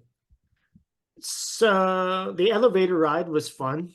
Yeah, It you get to see all served, the departments. yeah, it served for world building and gave a little more suspense because I just, I actually think of, you remember in Mass Effect, the elevator rides Mm, that were so long. hey, we're So I just pictured that going here yeah. They're and like learning. we don't have any loading screens, but we do have 10-minute elevator rides. Right. One thing had a question on is there were on level 3, one of the things, departments was the Muggle Worthy Excuse Committee. Yeah, I don't know what I that is. I was thinking about that. I was like, what does that even mean? Like Muggle Worthy Excuse Committee. I guess it'd be like I don't know, like maybe like excuses for messing up in the Muggle world or something. I don't know, but that would seem like that would be what Harry did. So Oh, excuses you can give to Muggles? oh, for magic, Yeah, yeah, that makes sense actually. yeah. I That think that, wasn't a fireball. That was fireworks type stuff. Yeah, yeah, yeah. Like, what will they believe? Like, how would you give, what excuse would you give for the regurgitating toilet? yeah, it's true. I don't know. They accidentally name it fire legs instead of firearms. Yeah, just guys, get it together. Yeah. Then, of course, there was the regurgitating toilet that Mr. Weasley's gonna, or regurgitating toilets, Yeah, public ones that he's going to have to deal with. yeah, because And apparently their magic satellites couldn't detect the the hooligans doing that. So I guess they had unregistered wands or something. I don't know. or they were of age and they Yeah, or they don't were have of to be age. registered anymore. Yeah. And then at the end of this chapter, we find out that Harry's hearing time and place were changed Yep. and that they're already late. Yep. So they have to rush down. And when I read it, I was like, oh, they're just trying to mess over Harry, but in truth, they're trying to mess over Dumbledore. But he's too smart for them. Yep. So we move on to the hearing. I mean, it kind of almost messes up Harry too. Yeah. Um, But he was really trying to make Dumbledore not be able to show up. That's what I got from it. oh, okay, yeah. So that because Dumbledore is part of his defense, right? Yeah. And he's like, oh, you knew the time and stuff. He's like, well, I was here way earlier, so I was able to make it or whatever. Yeah, he's like, no, I wasn't aware of that, but I showed up 3 hours early anyway, Yeah. so I was already here. It right the hearing actually kind of reminded me a little bit of the Chrono Trigger trial, the trial in Chrono Trigger. I Did never you ever played that play game. that?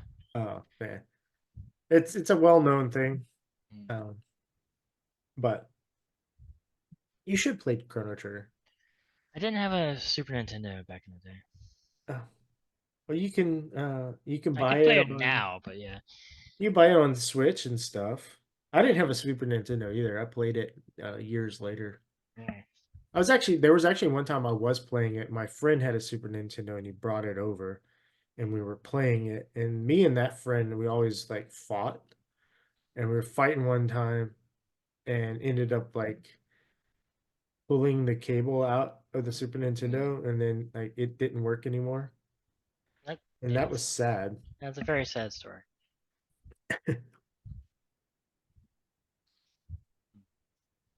Albus Dumbledore has a ridiculously long name. Yes.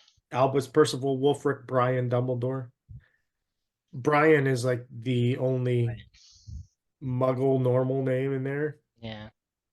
Though I do wish he was now called Brian instead of Dumbledore. It would be really funny. Brian Dumbledore. It's like, we gotta wait till Brian comes. What was the Jonathan? Was that his name Yeah. in the Yeah, Dungeons and no. Dragons Dungeon movie? Dragons, yeah. Or Jonathan or something weird. Yeah. Jonathan. Yeah. We really have to wait for Jonathan. Yeah. Uh, Why? Uh, yeah, we this already trial talked. Go kind ahead. of confused me because, like, I was just like, don't they have magic to just like pull up your memories or something? Like, why do you need witnesses? You can just be like first-hand account of what happened. But they're trying to like railroad Harry. It's kind of sad because the Ministry is corrupt as shit. Yeah, it is. We already mentioned Mrs. Fig's testimony about the Dementors and Yes. how that doesn't necessarily help. He even said it sounded like a child describing a monster. Yeah. But it just seems like Fudge, right? That's the name. Yes. Is like pretty incompetent.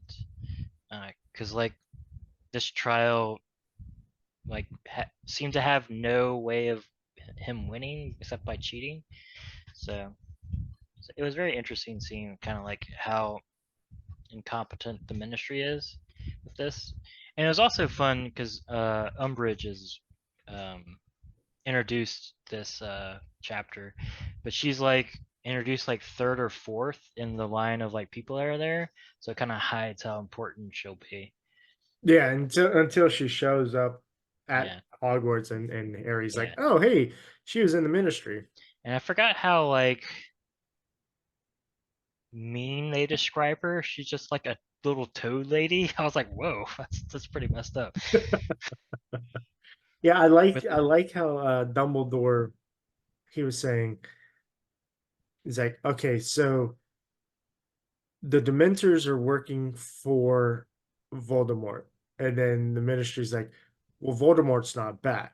yeah, And they're not. They're doing everything the Ministry is asking, and so Dumbledore's like, so then I beg the question, who at the Ministry told the Dementors to be in Little Winging? yeah. And I was like, oh. Ooh, gotcha. And somehow Fudge deflected that, but Yeah, then we get the majority of the Wizengamot kind of clears Harry of all the charges. yeah, And Dumbledore just gets up and walks out, doesn't even look at Harry. yeah. He's trying to like protect Harry by like distance himself from him because he's being kind of trying to be pushed out by the Ministry. So he's like, I got it as him protecting Harry by like trying to distance himself from him. It's very strange, though. It is strange because So, like he could at least tell Harry like this is what we're gonna do publicly, but it creates less drama if people talk to each other. Read the Wheel of Time, you'll find it out. yeah, absolutely. So then we move on to chapter 9, the woes of Mrs. Weasley. And let's see, we find out, and I mean, the woes of Mrs. Weasley is, I don't know why they named the chapter that when it was like just the end of the chapter. Yeah, well, it was pretty effective, so I can see that. And not much happened. Well, I guess they get the prefect stuff. Yeah, we find out that uh, both Ron and Hermione become prefects. We do And find out. So, so before that, though, whenever they're leaving the ministry, um, so Harry is now relieved, and like things are just yeah, way funnier to him. I think he found the toilets were way more funny now yeah, than they were before. He dumps his whole bag of of money. Yeah, money. I like don't know thank you. how much. I don't know how many coins were in there, but I feel like it was way more than 10 galleons. Yeah, once again, you're shown that Harry is rich, We do find which out. is then fun because that is later contrasted to when Ron asks for a new broom and Mrs. Weasley's kind of like, we'll see, but so it's like it's really fun juxtaposition with just once again showing Harry's rich and the rest of them are kind of poor. Right. And we find we had that before with we Mrs. Weasley buying the school stuff and new Yeah, robes and stuff. And she kind of bought maybe used robes for Ron, but then spent all of Harry's money to buy him nice things. yeah, Like she didn't even ask him, "Hey, what do you want? Do you want this or this?" She's just like, "Here, I bought you this really nice stuff because you yeah, had the money." What if Harry didn't want to spend the money? But then again, Harry never had money, and now he true. does too. So it's almost like he was Ron without Yeah, family. Like he was worse than Ron, and then yeah, found out that he had money and fame, and then Ron's like, I don't have money or fame, but I still have family, which I've always had. yeah. We catch a glimpse of Lucius um, whispering in the minister's ear Oh yeah, we meet them. Yeah, on his way out, and so yeah, it's like we've Mr. Weasley mentions that Lucius has always been well connected and always gives generously to things. So we see yep, it's like, all right, that's why the ministry is denying. yeah. And it is smart of Voldemort to like start corrupting the local government or the government to like that's he tried it seems like he tried before to do it with terror, and now he's trying to like up his game and be a little smarter about it, but like basically becoming the government Hmm. behind the scenes instead of just murdering people. And it also works really well because on Harry's side, he only has basically that outsiders, the Yeah, outliers, people that make up stories or aren't really well connected or yeah, yeah, easily brushed aside. yeah, because the Weasleys don't have that much power, and they're also like his one big benefactor. They're discrediting. They're going about a smear campaign, and then they're also discrediting him with the like misinformation about Cedric's death and all that stuff. So it's really interesting tactics that shows kind of like the evolution of kind of the Harry Potter franchise of just like not having mysteries but having this like kind of political machinations behind the scenes, which is Yeah, fun. he, like you said, Voldemort does a completely different type of campaign Yeah, for his second attempt at ruling the world here. yeah.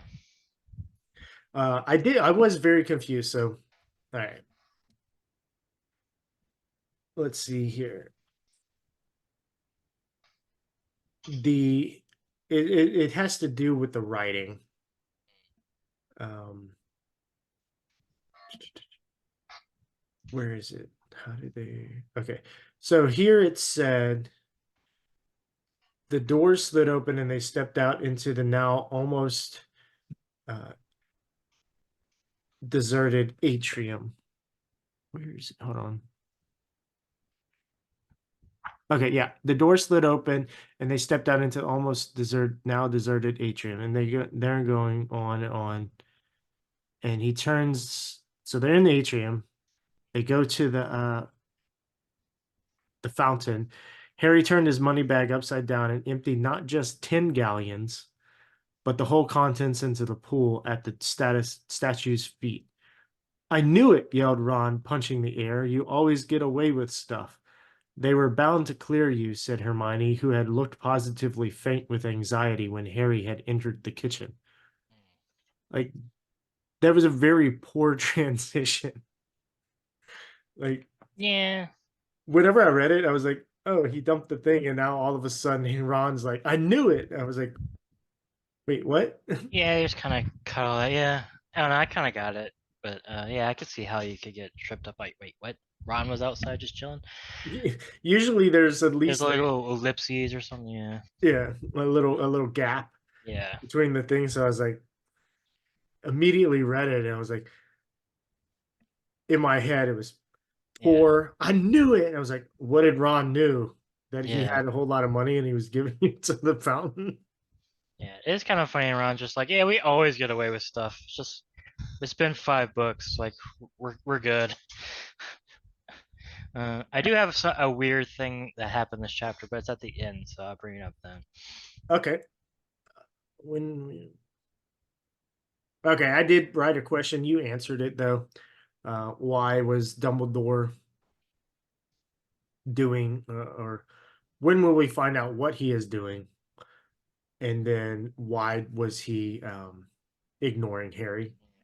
Yeah, that's my perspective at least. Makes the most sense. Even though it's probably not the best tactic, at least without telling Harry what's going on. Like, this is what we're doing, but Yeah. it's fine. And this chapter is where Mrs. Weasley points out to Sirius. He says, "I acting sometimes weird. think Ron's." Who said this?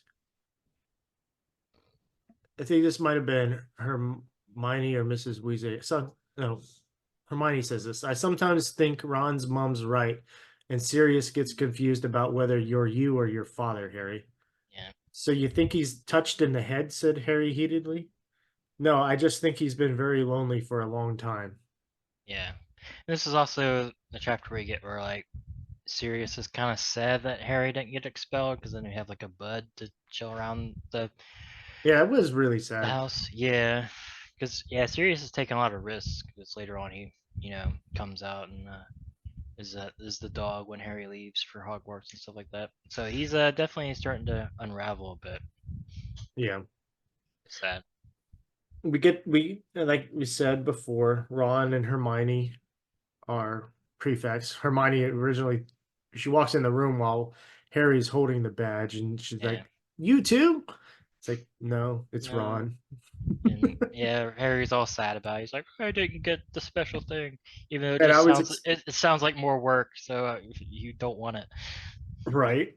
Um, Hermione suggested hosting a Gryffindor common room cleaning Yeah, to raise awareness for Spew, and all the proceeds would go to there. You mentioned it before. Ron asked for a new broom for becoming prefect. yeah, Mrs. Weasley originally suggested like a new animal or robes, or he's yeah. like, maybe I'll get you a new rat. You always liked scabbers. He's like, Mom, what about a broom? Just make sure it's not a dude in disguise. Well, Percy had the rat. Yeah, Did we ever find out where they got the rat from? I don't know. Did they buy it at the store? I don't know. um, Yeah, yeah, because he's the fourth prefect in the family. in the family, which is interesting. Because like you kind of think about like the twins and then Ron are always kind of like not delinquents but little mess ups and stuff. So it's interesting that you have Percy, and then you have Bill, right? Is the oldest. Bill, yeah. Bill, Percy, Ron. Who's? Charlie, Oh yeah, they have too many kids, man. Bill, Percy, Charlie, Fred, George, Ron, and Jenny. Did we meet Charlie? Who's Charlie? Yeah, he was the one that was off in Romania studying Okay, it's that dragons. guy. Yeah. So There's too many of them. he's the one that likes to study dragons and animals. That's right. Bill is the cool, long-haired, like rock star, Mm, like Billy Idol type person. yeah. Uh, it's just funny. His description a few books ago, it reminded me of Billy Idol, and his name is Bill. That's that's funny. And Yeah. so at the end of the book, or at the end of the book, at the end of this chapter, Yeah. um, at the end of the book, we find out such and such. No, Mrs. Weasley asks Moody to look in the desk to find out what's in there. And he's like, "Oh yeah, it's a boggart. You want me to go take care Yeah. of it?" She's like, "No, I'll do it." And so she goes up. Um, oh, before she goes up, we Harry finds out that so like Lupin and Sirius are talking, and they're like, "Yeah, whenever we were um, Lupin, Lupin was the prefect." Yeah. And not James Potter. And so Harry all of a sudden feels better that Feels better. he didn't let his parents down because he thought his dad was probably prefect. Yeah. And so now he's suddenly feels better.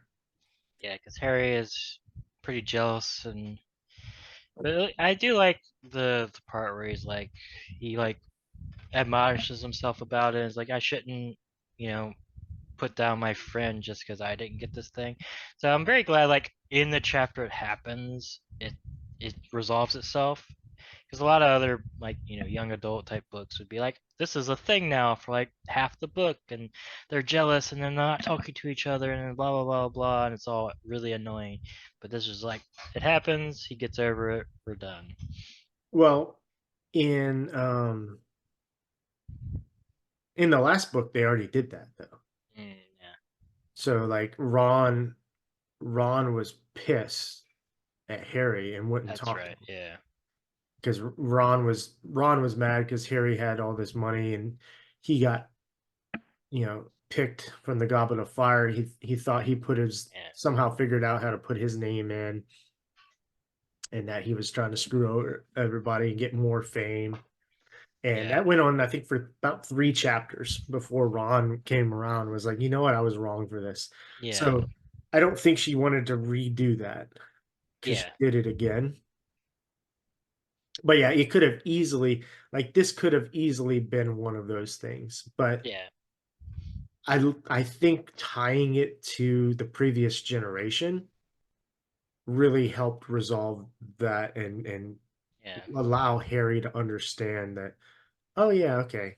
So It also ties in more of like how Sirius is like seeing his dad in him, because like he's like following pretty like succinctly in his footsteps. Like he looks like him. He's like following the same steps. It's kind of interesting. Just like reinforcing that to Sirius. yeah, I I think I think books tend to do that a lot where they really mirror the generations before, Yeah, almost to a point where it's like, yeah, there's slight differences, but these are the same characters. yeah. I think I think you mentioned it before, and I never read this series, but the Chronicles of Shannara or something. Not The Shannara really. Chronicles, like the first series was one generation, and then the next one was a few. Yeah, kind of. Yeah, there's heritage and stuff, but not really like that. It's a good series. We might do that sometime. The first one's kind of like Lord of the Rings, the Sword of Shannara.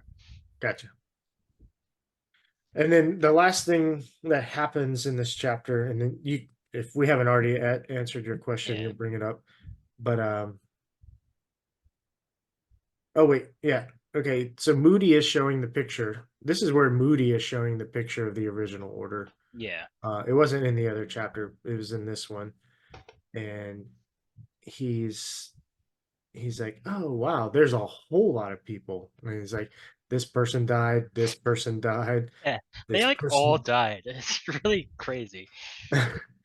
um, we and Peter Pettigrew's in there in that picture as well. Yeah, And then at the end, Mrs. Weasley excuses herself to go take care of the boggart.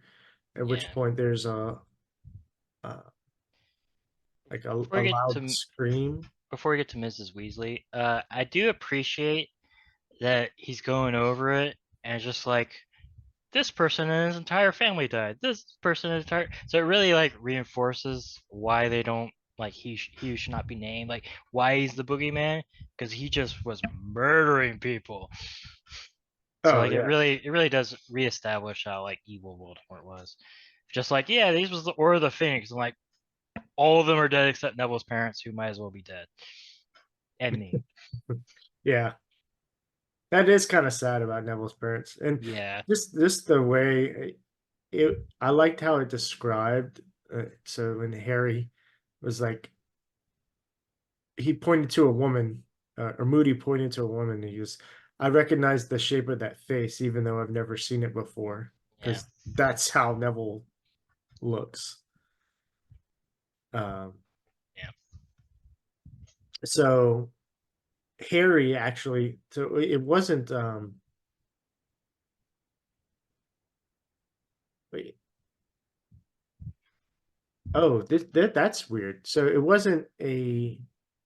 He walked into the room, the drawing room. Somebody was sobbing in the drawing room, and so he walks in and says hello, and all of a sudden he feels like the air starts to vanish and get cold, and so it's like a Dementor was starting to form from the boggart. yeah. I didn't get the feeling before that boggarts could do multiple people at one time. I cannot remember. This one, it makes it seem like it because it says all the air seemed to vanish from Harry's lungs. He felt as though he were falling through the floor. His brain turned icy cold. Oh, wait. Sorry.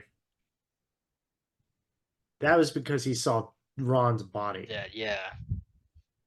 My bad. Yeah, I forgot what the bloggers did, so I was like, wait, what? Did I miss something? I was like, yeah, yeah, it was pretty messed up. Uh, That probably worked pretty well for you since you forgot what the boggart did. yeah, I was like, what? What? Oh, no, it's like, oh, some magic shit, some genjutsu.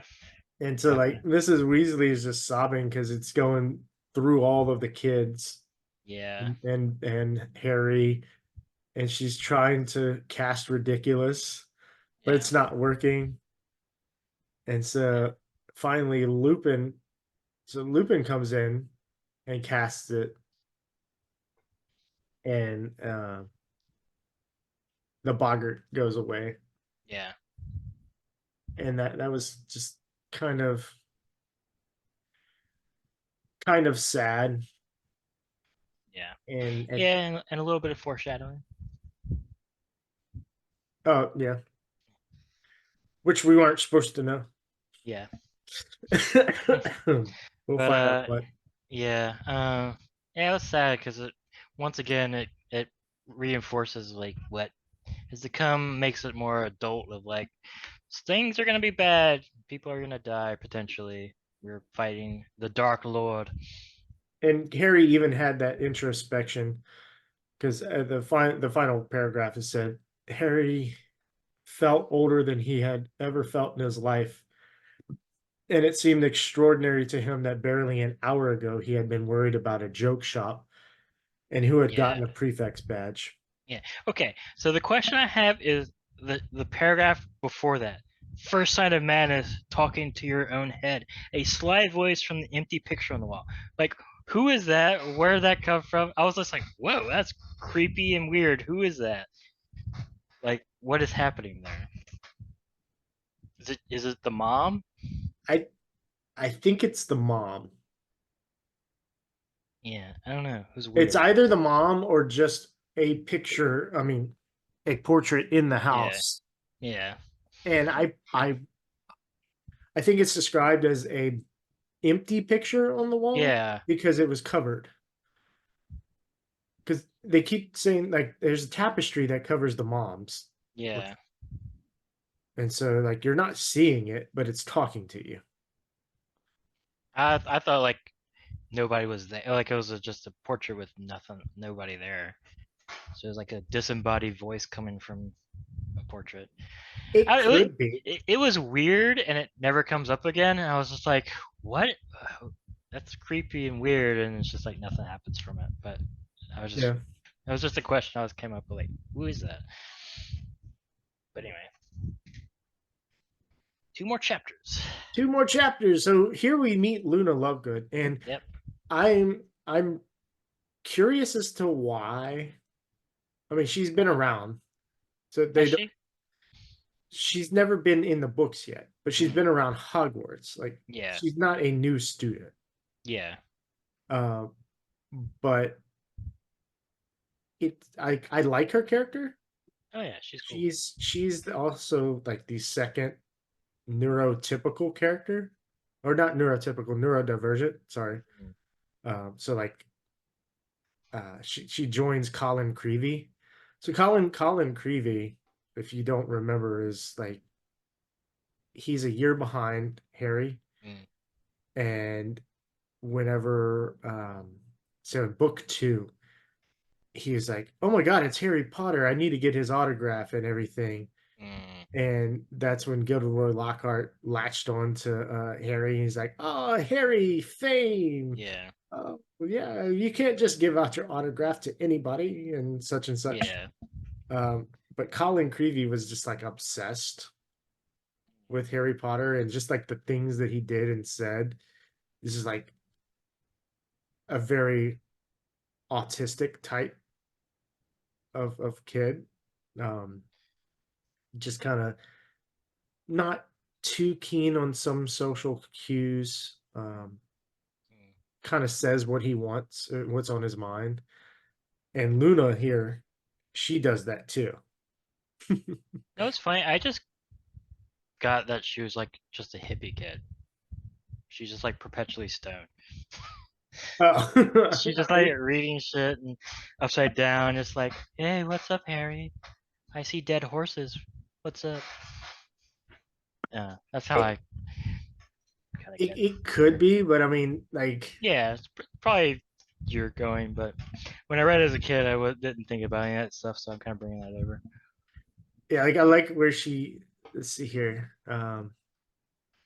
So we meet them. Because also her dad is the like her dad's weird. I just kind of found it as JK just kind of doing the hippie trope. I felt more of it was like a kind of like a goth girl. Mm. Yeah, goth hippie. Um, because like Professor Trelawney to me is the hippie character. But on here, let's see. I'm sorry. You're good. It's so like things that she did, like she just randomly they're talking about her and they're ending up with her because Ron and Hermione have to go to the prefect carriage. Yeah. So Harry and Ginny are on the train and they find Neville. And so then they're with Neville and then Yep. Luna shows up and then they're the four people in the cart or Yeah. in the compartment together. And so like Luna just the first thing that happens, she just random things. Wit beyond measure is man's greatest treasure. Yeah. In a she said in a sing-song voice. It's just like out of nowhere, she just says this. Yeah. And that's why I brought up like the neurodivergent, Yeah. See that. because like it's kind of stuff that I'll do. Like I'll just have a thought and it's unrelated to anything in the conversation that's going on, and I say it out loud. Yeah.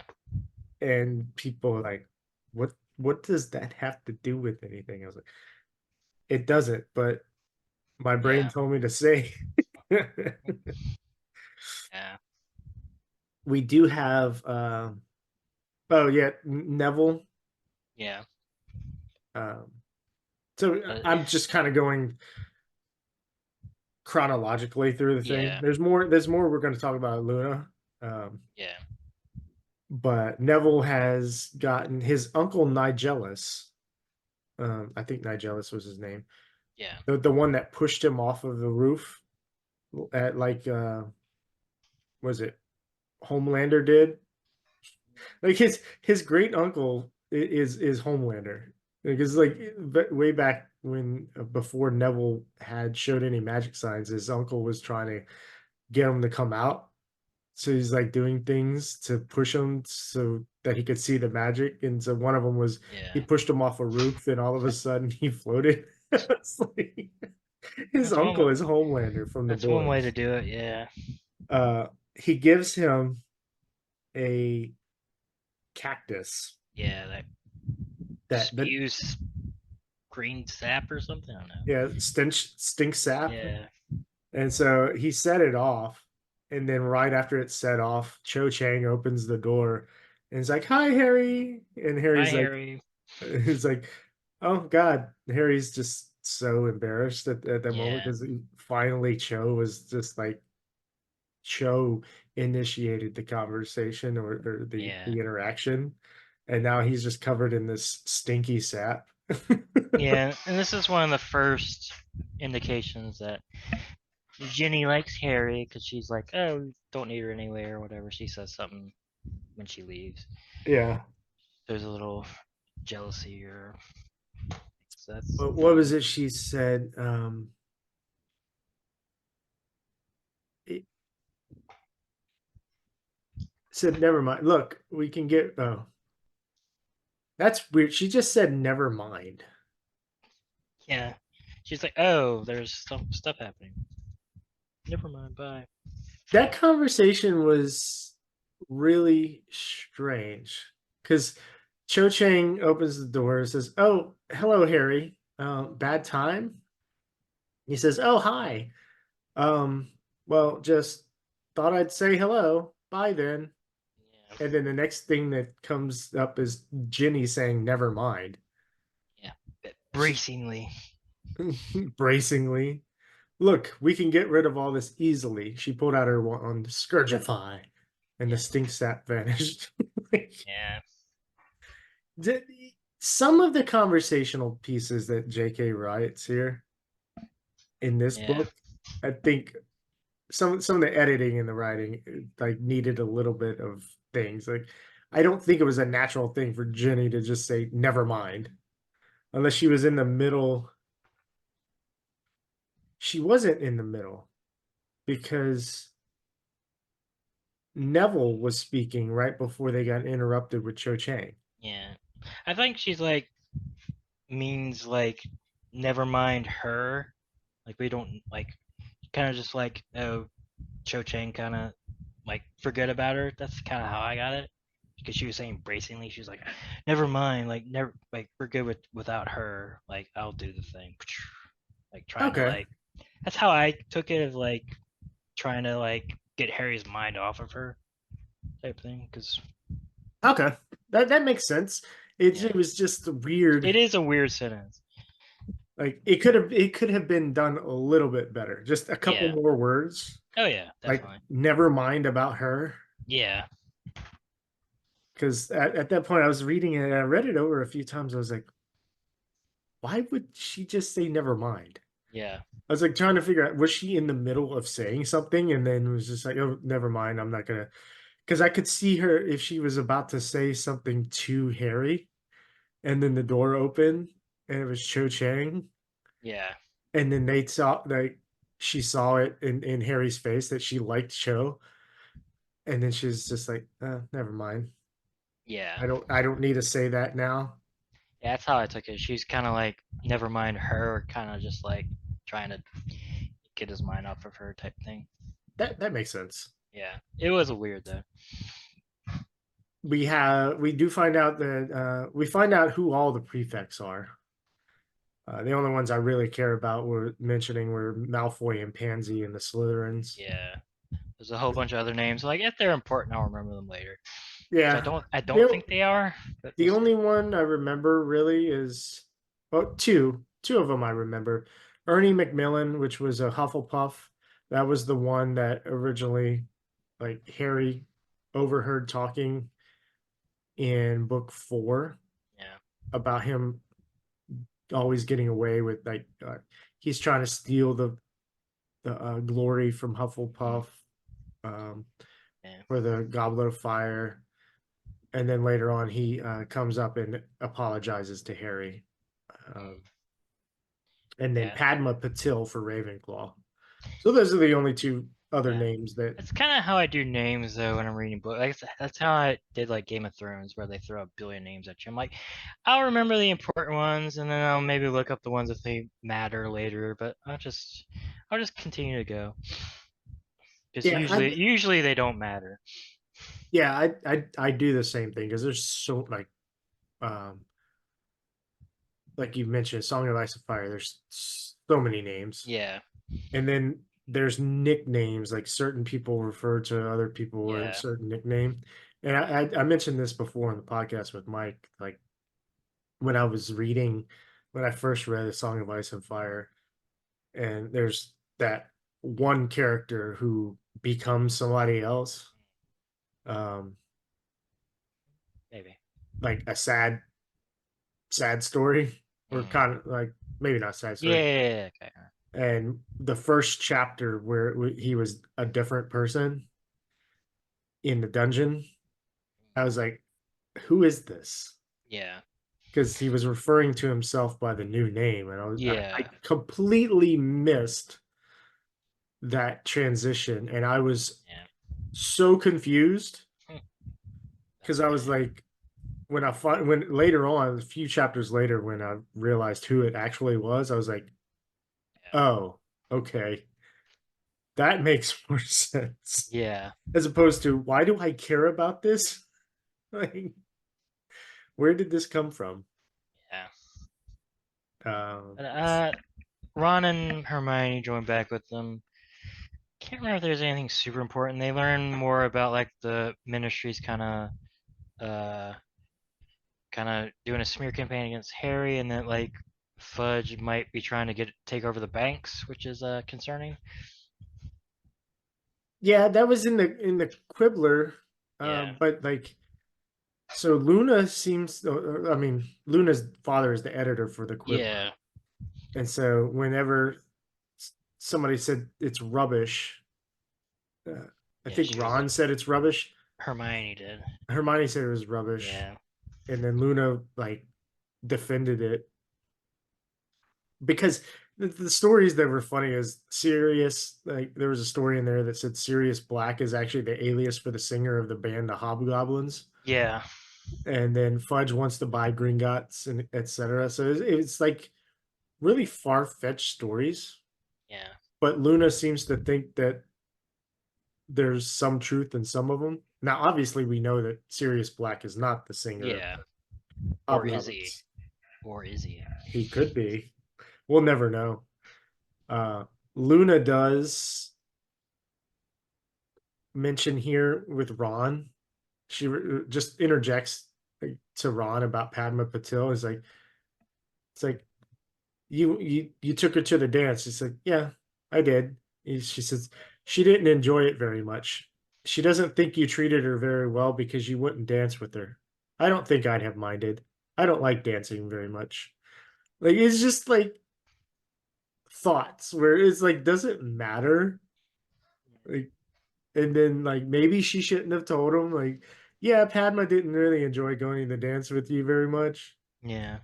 But at the same time, I don't think I would have minded going with you because I Yeah. don't like dancing. Just more establishing her character of the odd one that Yeah. will be. We do find out Luna does have a dreamy voice.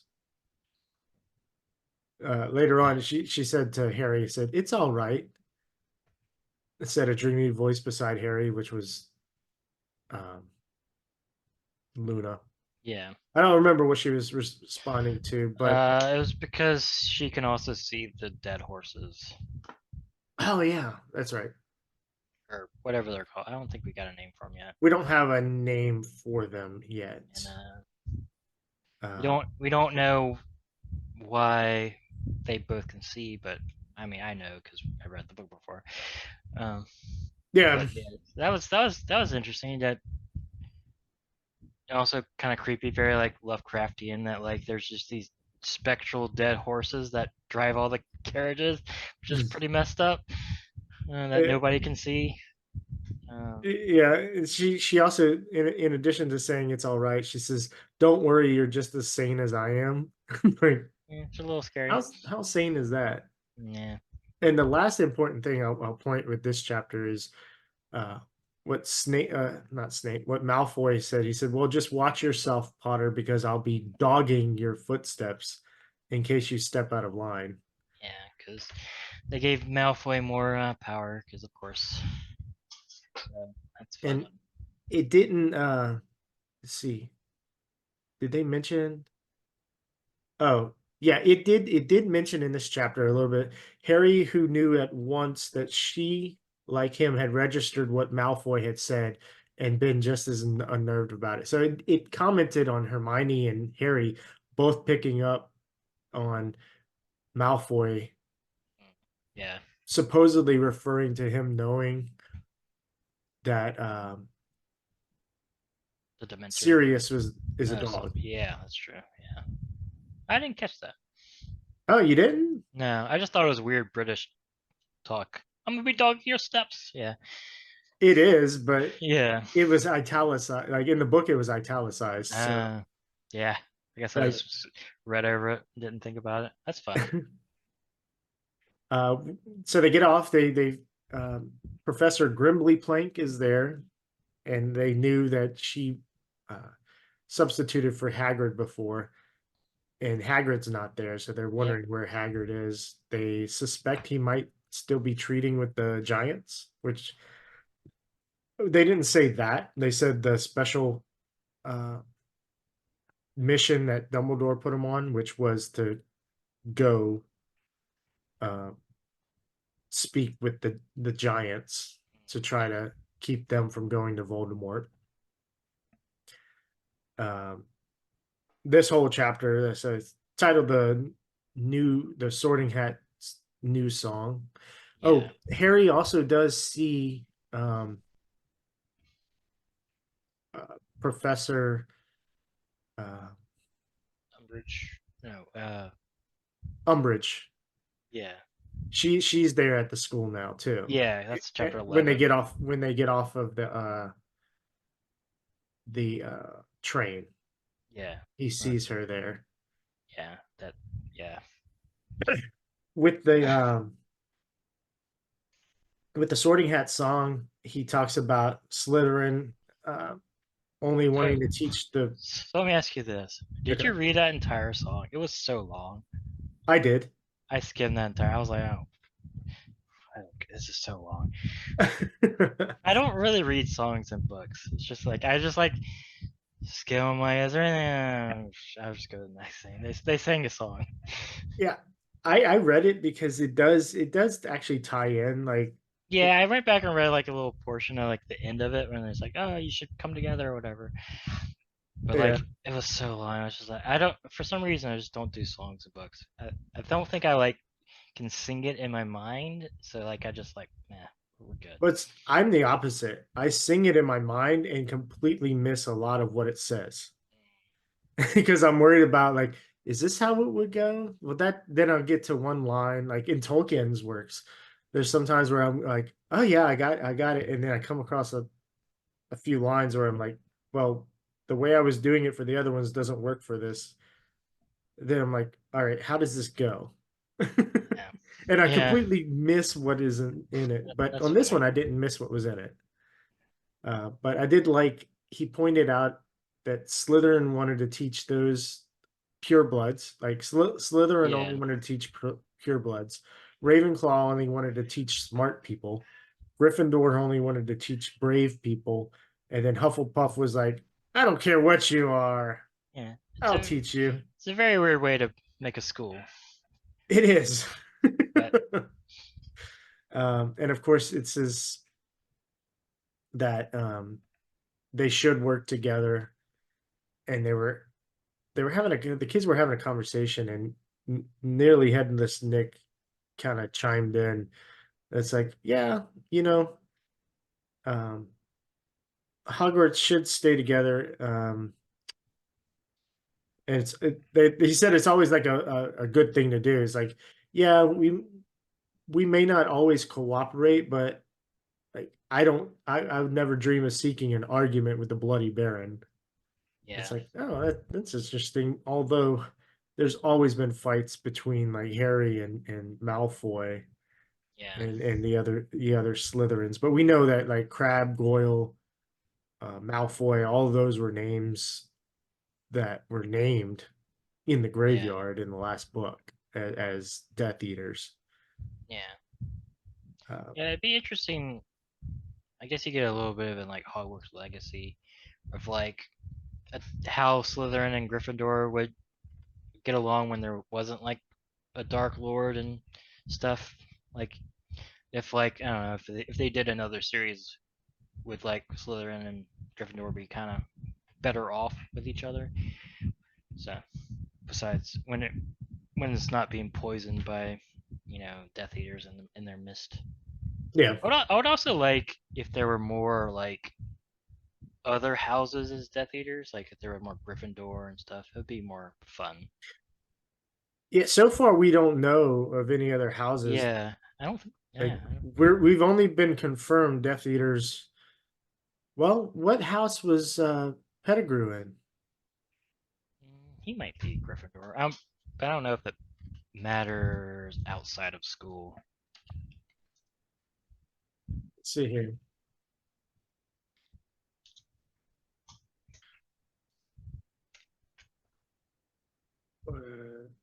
He was a Gryffindor. Gryffindor. Yeah. So we do have one confirmed Yeah, non-Slytherin Death that's Eater. true.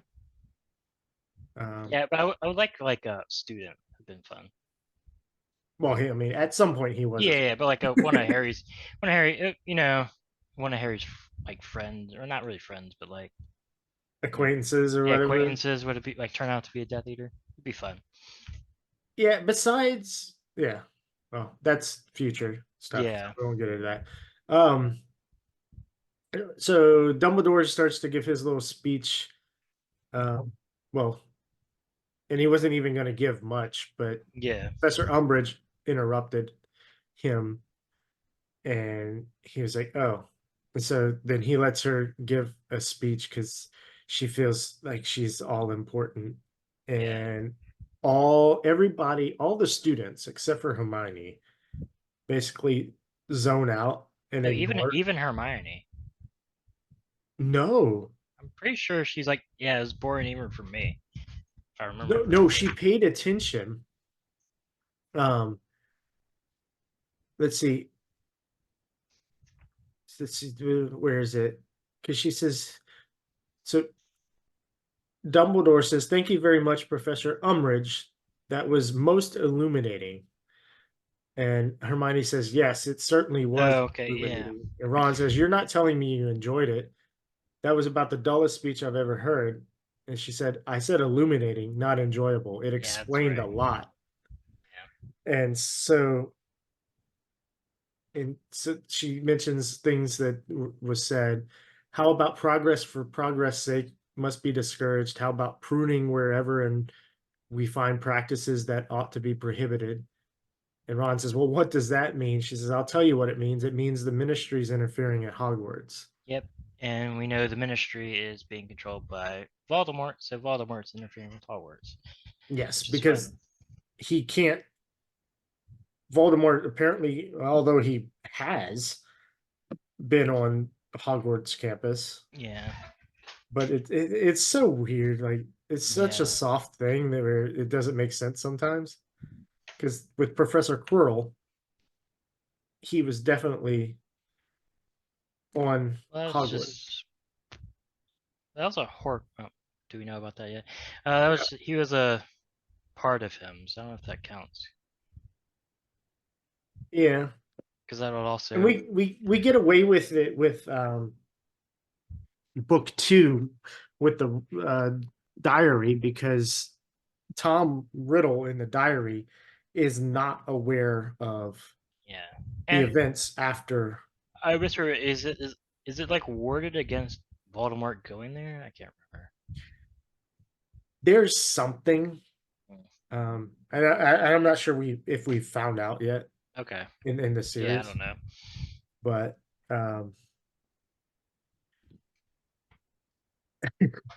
the new password is the Mimblus Mimbletonia, which is Yeah. the cactus. Um, and we're almost done here. Whoa, Yep. it just switched. Oh, that's weird. Oh, lower there. It keeps switching us. That's weird. On my screen anyway. It just Okay. swapped. It swapped us up and down. Oh, that's fun. Very very distracting things. Ron and Hermione are like, "Oh, we're supposed to walk the first years to the common rooms," and Ron's like, "Oh yeah, hey, you lot, you midgets, get in line." Yeah. Hermione's like, "Ron, you can't say that." He's like, "Well, they are." He's like, "Yeah, but you can't say that." Yeah, he's already abusing his power. And I didn't understand. The last thing I have here, I didn't understand exactly where the hell the tensions between Harry and Seamus came from. Yeah, well, it's like I just took it as more like Harry's still frustrated about stuff, so he's just like Seamus was just repeating the misinformation. Harry got like really aggro for just because he's in that phase, so he escalated instead of letting it go. He's still kind of like that. Yeah, it really like it really went off. Seamus said he was believing his mom, and his mom was reading like the tabloids that Yeah, basically the smear campaign against Dumbledore and and Harry. Harry. Yeah, And she's like, "Yeah, I believe that." And he's like, "Oh, so you're calling me a liar?" And call my mom a liar. he's like, "Don't talk about my mom." Yeah, and they almost get um, into a fight, but yeah, they're stopped. they stopped and went their separate ways. I think Ron came in and was like, "Hey, you guys," like, and Seamus Yeah, is like, "I think I will find a different he's bunk." like, I can give you detention now because that's how this works.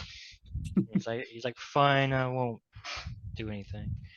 But yeah, it's more just like sowing the seeds of discord that the smear campaign and stuff is happening, which is fun and a little random. Harry just needs to let things go, but he's not in that mindset to do. Yeah. And I've asked Mike. I asked Mike before. I don't know if you've watched it. Did you ever watch the Ted Lasso series? No, I don't have whatever that's Apple. on. Yeah, I don't have Okay. Apple. There's too many things, man. Because I pointed it out to him. Dean, I think it's Dean. Yeah, Dean is a fan of the West Ham soccer team, which is the soccer team in Ted Lasso. Huh, that's funny. So when I was reading this, I was like, "Hey, that's Ted Lasso," Yeah. which this came out way before Ted Lasso, but Oh, and I don't know if we said, but Umbridge became the new dark arts teacher. oh yeah, I did not even mention that. She is Yeah. the so far we've had a new dark arts teacher every year, which Yeah. I don't know why they I don't know why they wouldn't have kept Moody, even though he wasn't actually teaching last year, unless Yeah. he has PTSD and just was like, no, I'm not going to do I it. think they probably wanted him to do Order of the Phoenix stuff, but then it backfired because they got a ministry person in there. Okay, That's what I would guess. but he could have still done both. Snape's Yeah. doing both. Yeah, I don't know. Is it Is McGonagall in the Order of Phoenix? maybe, probably. Yeah, But I think they just wanted to keep the trope of a new teacher every book is the real reason. And how they're each of them are basically the evil ones of the book. yeah, that's it's just weird. Yeah. So Well, that is that section. Is Yeah. there anything I really like the even though we haven't gotten much into Hogwarts, like we're just getting to Hogwarts at this, Yeah. it really opens up the world outside of Hogwarts. Yeah. And you know, this is the fifth book, and she really does remind you of some of the things that happen every year. Yeah. Yeah. So if yeah, it's fun. Like, I know this book gets a lot of hate online. I don't know if it still does, but it did back when I was having Harry Potter Discord. But I remember really liking this book and not really understanding the hate it got. I think people just didn't like the emo Harry, but it's me because he is a little aggro and kind of a dick sometimes. But I do like this book, and it's good getting back to it. I don't understand the hate it gets. Yeah, I don't think so. I didn't read the books like as they came out. Um, because I'm a few years older than you, so when the first two came out, I was already too old. Yeah, And then definitely for those. by the time five was coming out, it was already I knew the first two movies that come out already, and I watched those and was like, oh yeah, those are kids movies. And when you're in high school and it's like Yeah, kids stuff, you're just like, yeah, nah, I'm not gonna do that. That's kid stuff. yeah. I just remember it getting like if you do like a ranking online, it would be towards the bottom of the Harry Potter books, which to me it's or I mean, I haven't read them all recently, but it would be like in the top half for me from what I remember. So we'll see if it holds up, which will be fun. Yeah, I'm having trouble remembering my original ordering. I From what I think remember, I like Chamber of Secrets the best. yeah. So far, that's my number one book of the four that we completed on here. I have a pretty controversial take that I'm not the biggest fan of Prisoner of Azkaban, which I know is a lot of people's like favorites, but I don't really care for that book that much.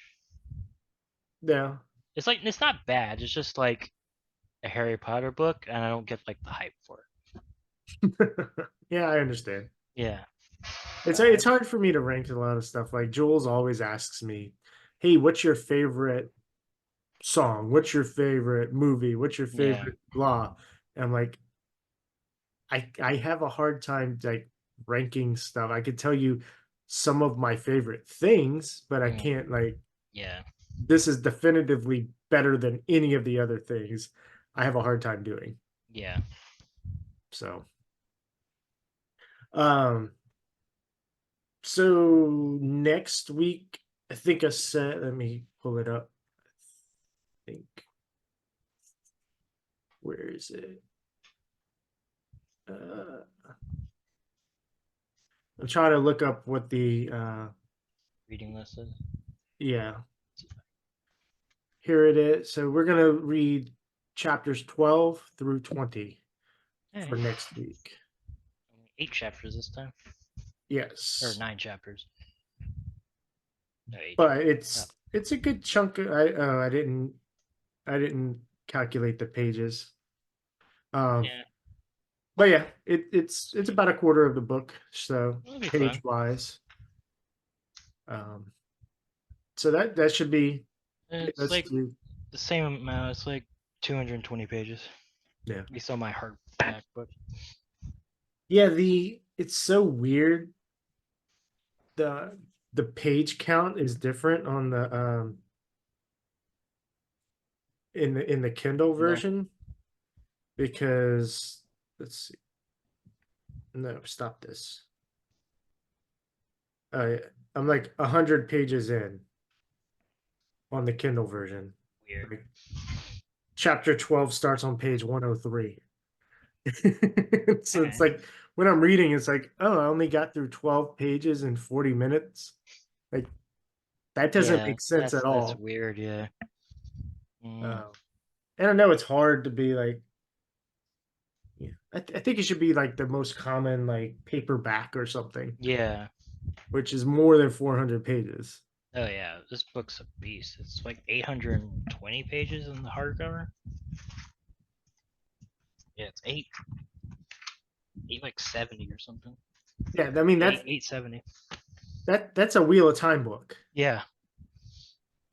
So probably a paperback. It's like over 1,000. I'm guessing. Uh,